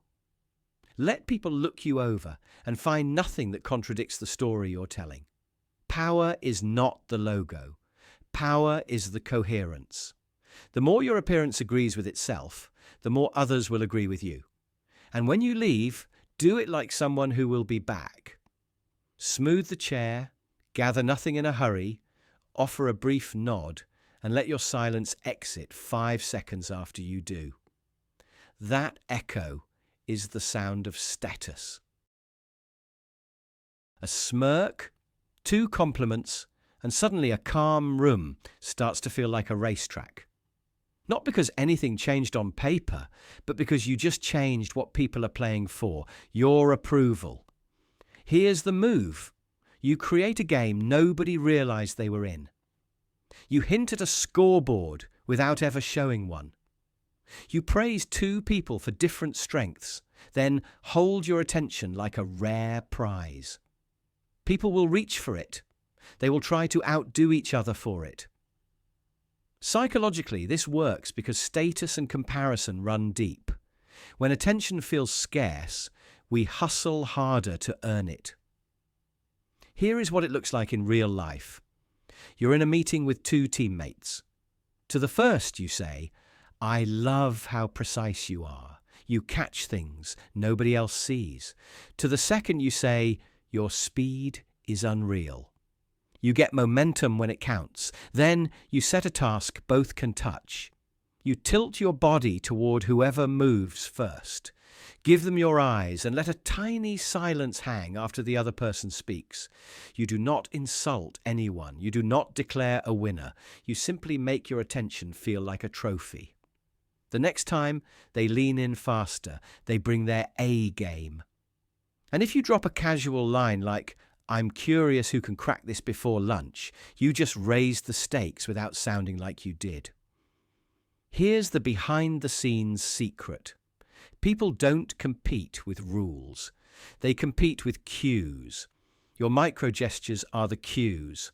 Another scene, two friends at the gym. You say to one, "Your form is textbook." Then to the other, "Your power is ridiculous." You ask both to try the same movement. You clap once, not twice. You glance at one watch, not both. You gasp at the first clean rep you see. The message lands. There's a race here. They feel it. They don't need you to announce it. The idea is simple, but it works because you're tapping into comparisons that people are already primed to make. The trick is not about being cruel. It's about letting the environment whisper. Prove it. Now the part most people skip, timing and restraint. If you make the rivalry loud, people resist. If you make it quiet, people chase it. Short, specific compliments plant identities. Sparse, selective reactions make those identities feel unstable. That tension is what pulls effort out of people. But feed it too much and you breed resentment. Starve it too much and they give up. The art sits in that middle space where your approval is attainable but never guaranteed. When they step up, you nod. When they stumble, you say nothing. Silence is the currency. Your nod is the jackpot. There's a cost, though, and it's not small. Manufactured rivalry gets results in the short term, but it taxes trust in the long term. People start working for the nod instead of the mission. They fixate on beating the person next to them instead of solving the problem in front of them. If you use this, use it with eyes open. Know what you're trading. There's a clean alternative that still taps the same energy without the fallout. Frame the rival as the standard, not the person. Ask, who can get us closer to the cleanest draft, the fastest response, the most helpful version? Keep your praise tethered to behaviours that anyone can copy, not traits that crown a favourite. That shifts the heat from each other to the work itself. It still compels. It just burns fewer bridges. So yes, you can make a race where none exists. You can turn your attention into a finish line people sprint toward. And if you ever feel the room go cold, you can step out of the game you created with a single line that resets everything. We're not competing for me. We're competing with the standard. Done right, you get the push without the poison. Done clumsily, you win the sprint and lose the team. The hack is powerful. The restraint is rarer. Choose which one you want to be remembered for. There's a kind of silence that moves people more than 1,000 words ever could. Not the quiet of giving up, but the quiet of presence. When someone feels you right there, close enough to register, calm enough to be unreadable, it changes what they do next. The shadowing hack is simple. You follow someone's pace and space just enough that they feel your gravity without hearing your voice. Not tailing them down streets, not creeping. It's controlled proximity and matched movement that says, I'm here and I'm not backing off. Picture a team stand-up. One colleague keeps steamrolling every agenda item. Instead of jumping in with louder words, you shift your position.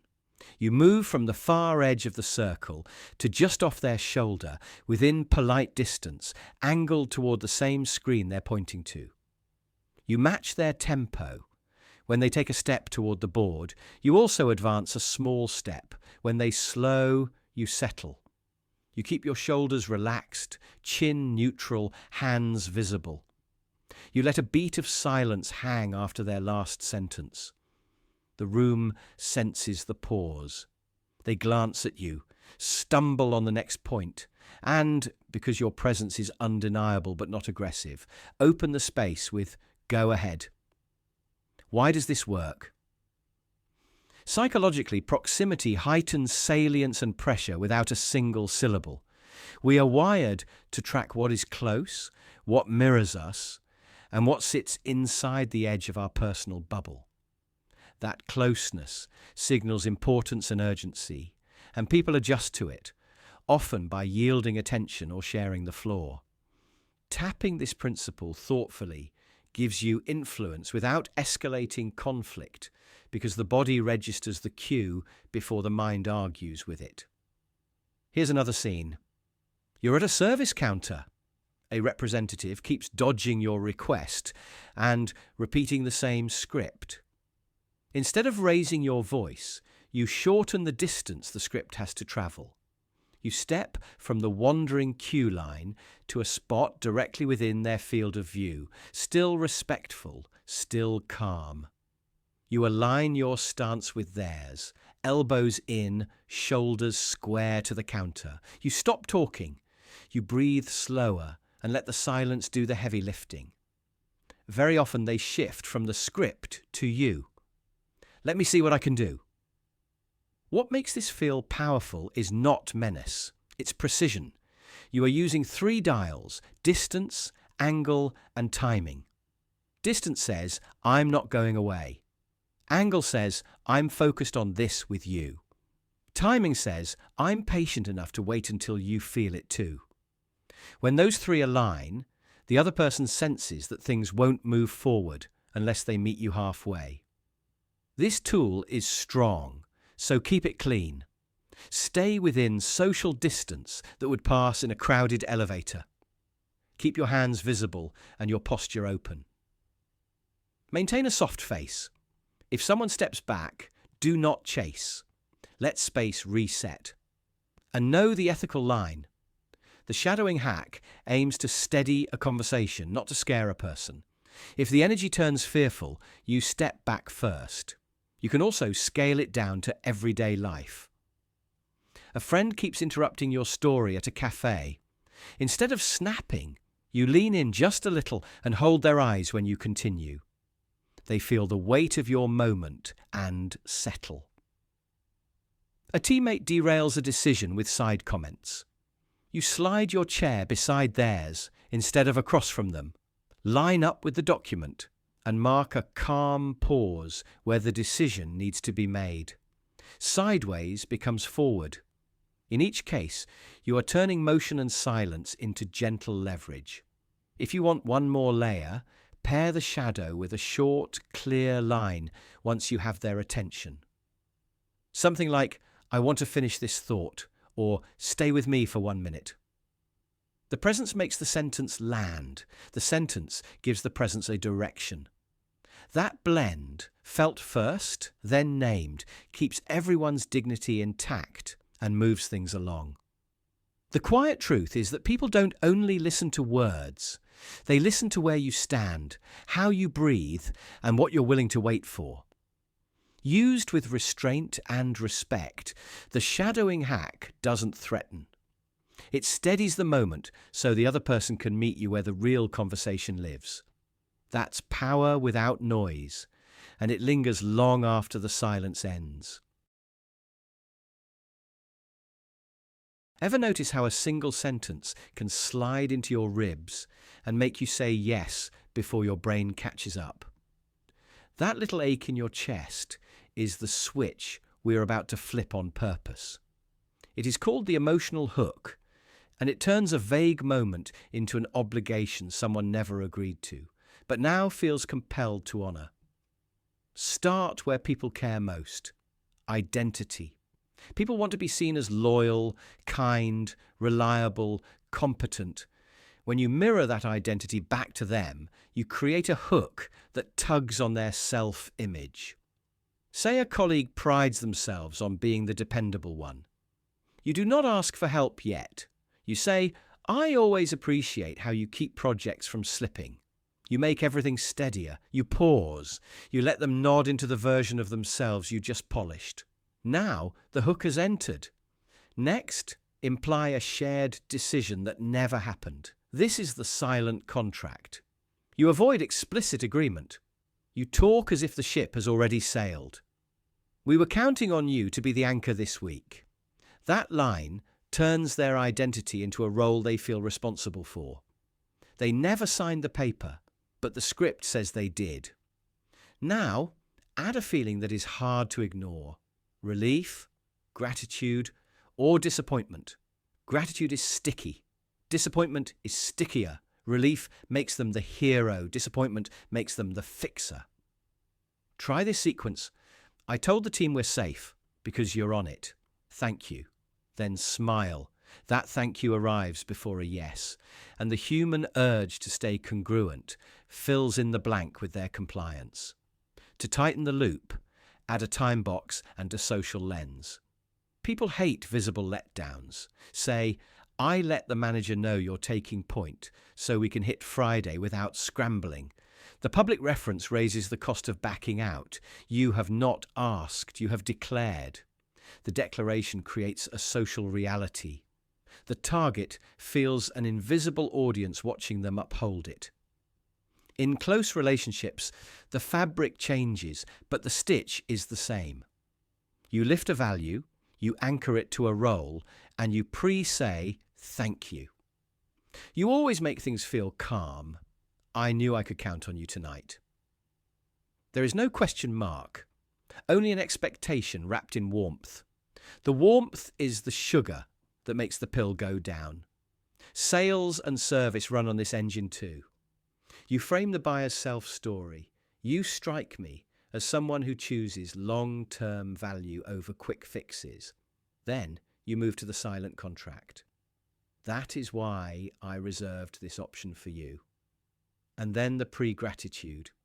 "I appreciate you trusting me to set this aside." Most people step into the story rather than reject the compliment and risk being the opposite of what you just called them. Here is the anatomy in motion, so you can hear it as a rhythm. First, identity stroke. You always follow through when it matters. Second, implied commitment. That is why you have the last call on this. Third, pre-gratitude. Thank you for handling it. Fourth, visible stake. I already told them you'd bring it home. The mind scrambles to align action with the identity you framed. Saying no now feels like admitting they are not who they want to be. If you need to crank the volume, stack emotions, pair pride with protection. You are the only one I trust to keep this from blowing up. Everyone will relax when you step in. That gives them hero status and caretaker status at once. Or pair disappointment with rescue. I was really thrown when no one stepped up, but then I thought of you. It is hard to walk past a staged rescue without reaching out a hand. There is a darker lever, the near promise. It is not a yes, just a breadcrumb. Plant it early. If anything comes up, I know you'll flag it for me. Later, you act as if that breadcrumb was a path. Since you're flagging it, loop me into your solution by noon. The tiny courtesy becomes a task, and the task becomes an obligation. And somehow they are halfway done before they remember they never agreed. A few lines to keep in your pocket, tuned to different temperaments. For the achiever, you set the bar when everyone else is guessing.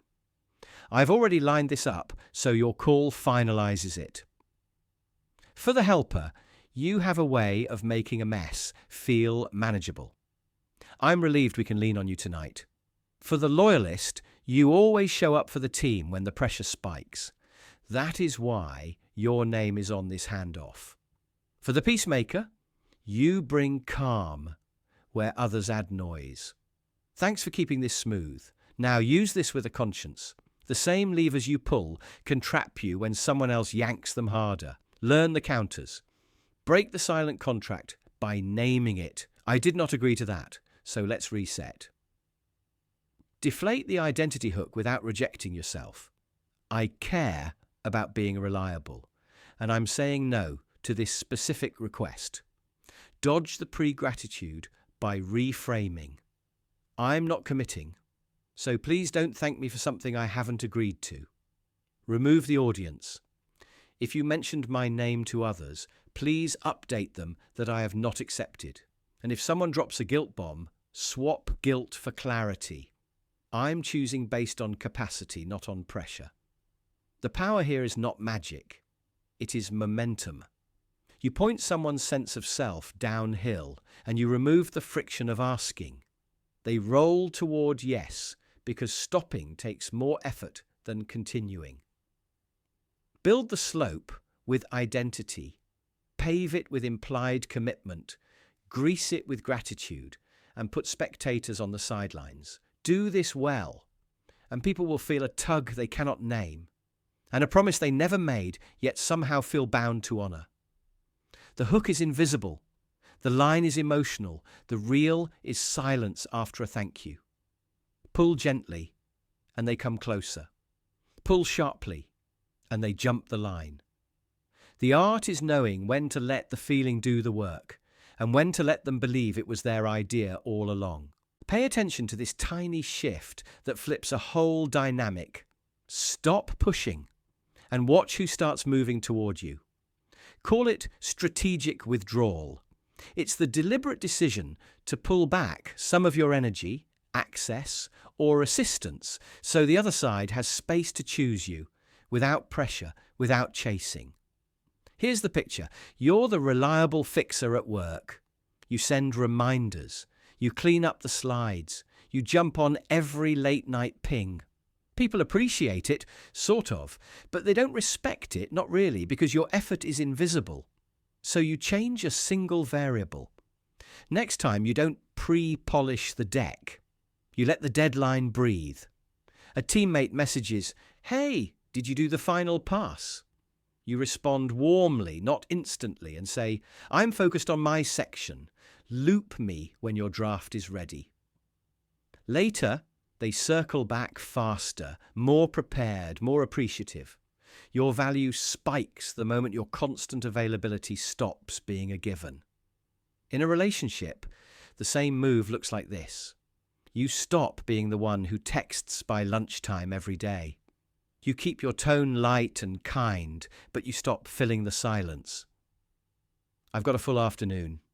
If you want to lock Saturday, send me a time that works. They either step in and lead, or they reveal the truth you needed to see. Either way, you win clarity. With a friend who vents and never asks about you, try this exchange. They say, "I can't with my boss today." You reflect once. "Sounds draining." Then you pause. "I've got to hop into a task. Let's catch up later." Next time, they're oddly more curious about you because you didn't reward one-way attention with endless bandwidth. Why does this work? Because the brain adapts to constant signals and starts to tune them out. When you are always available, people habituate, they stop noticing. Pulling back makes the signals salient again. Psychologically, scarcity and reactance kick in.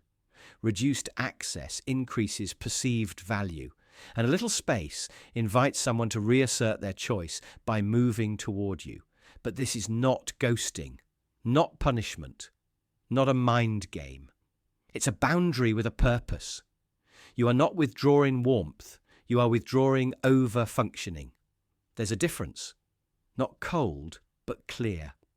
Not making them anxious, but giving them room to choose. Start by noticing where you oversupply. Reminders, emotional labour, rapid replies, free expertise. Then reduce the automatic part of that supply while keeping respect and kindness intact.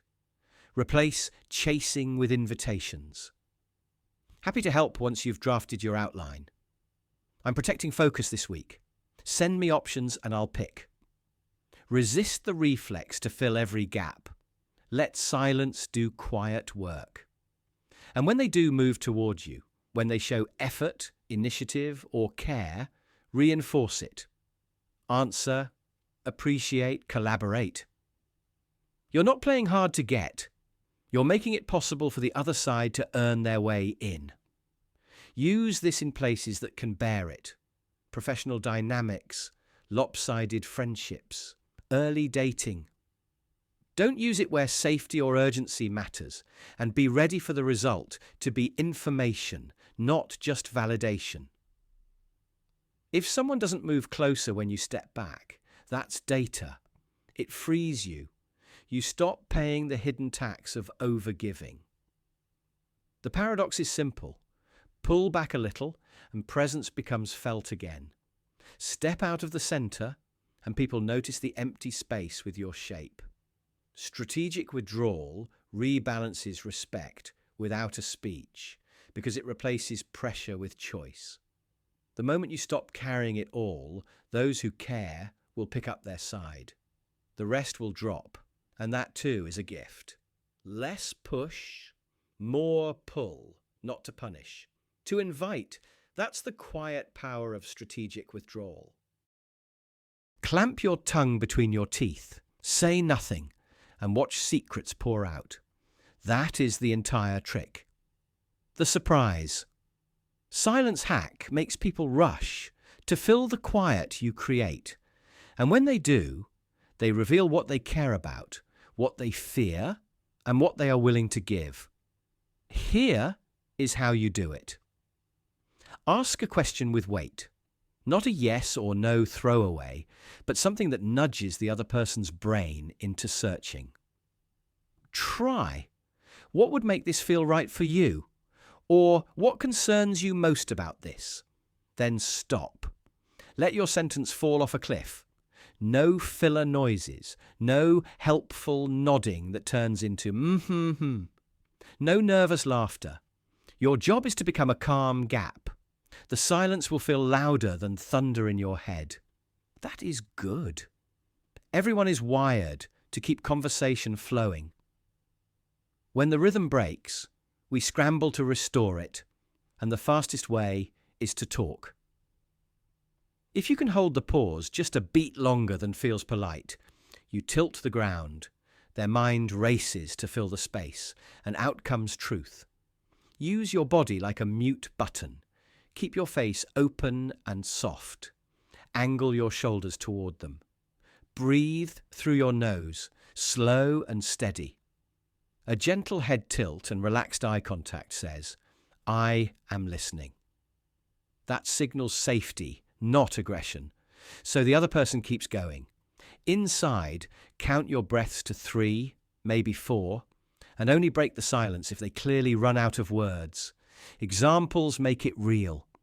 In a negotiation, ask, where is their flexibility on your side? And then shut up. Do not rescue them from the awkward moment. They might reveal timing, budget, or approvals. In a job interview, try, what reservations do you have about me? And then hold the line. You will hear the real criteria. In sales, what would stop you from moving forward today? Pause. They will tell you the exact objection you need to solve. In conflict, what did you hope I would understand? Pause. Often people will explain the story under the fight. You can stack this with a simple mirror. Repeat their last important word softly, then silence. If they say, "It is just the timeline," you say, "Timeline," and let it hang. Their brain keeps unpacking the word, and they do the work for you. Or label what you notice, then quiet. Sounds like you are hesitant, and wait. They will either correct you or clarify, both of which move you forward. Timing matters. A tiny pause of 1 to 2 heartbeats is normal. 3 to 5 starts to tug. Beyond that, you are in the sweet zone where people hurry to fill it. If you drift too far, it can feel like a standoff. Read the room. If they stare you down, smile and take a slow sip of water. That keeps the silence clean. If they ask, "Are you still there?" answer, "Yes." Take your time and return to quiet listening.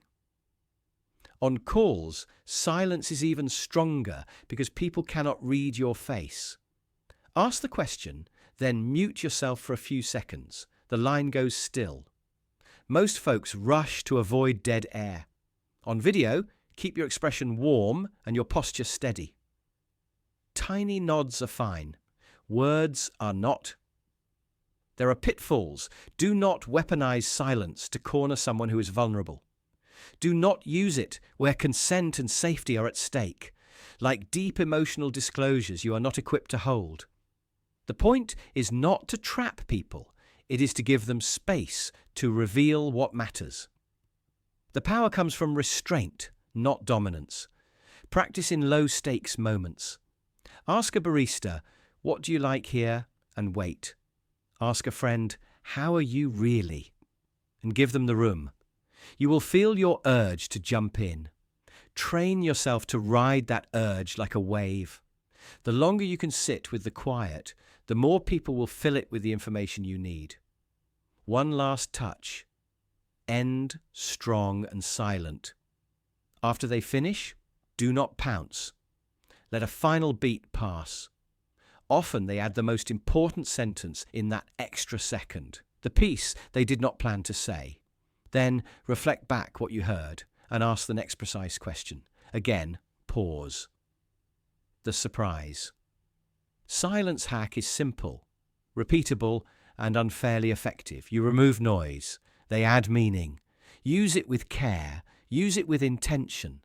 Say less. Hear more, and watch doors swing open that used to be locked.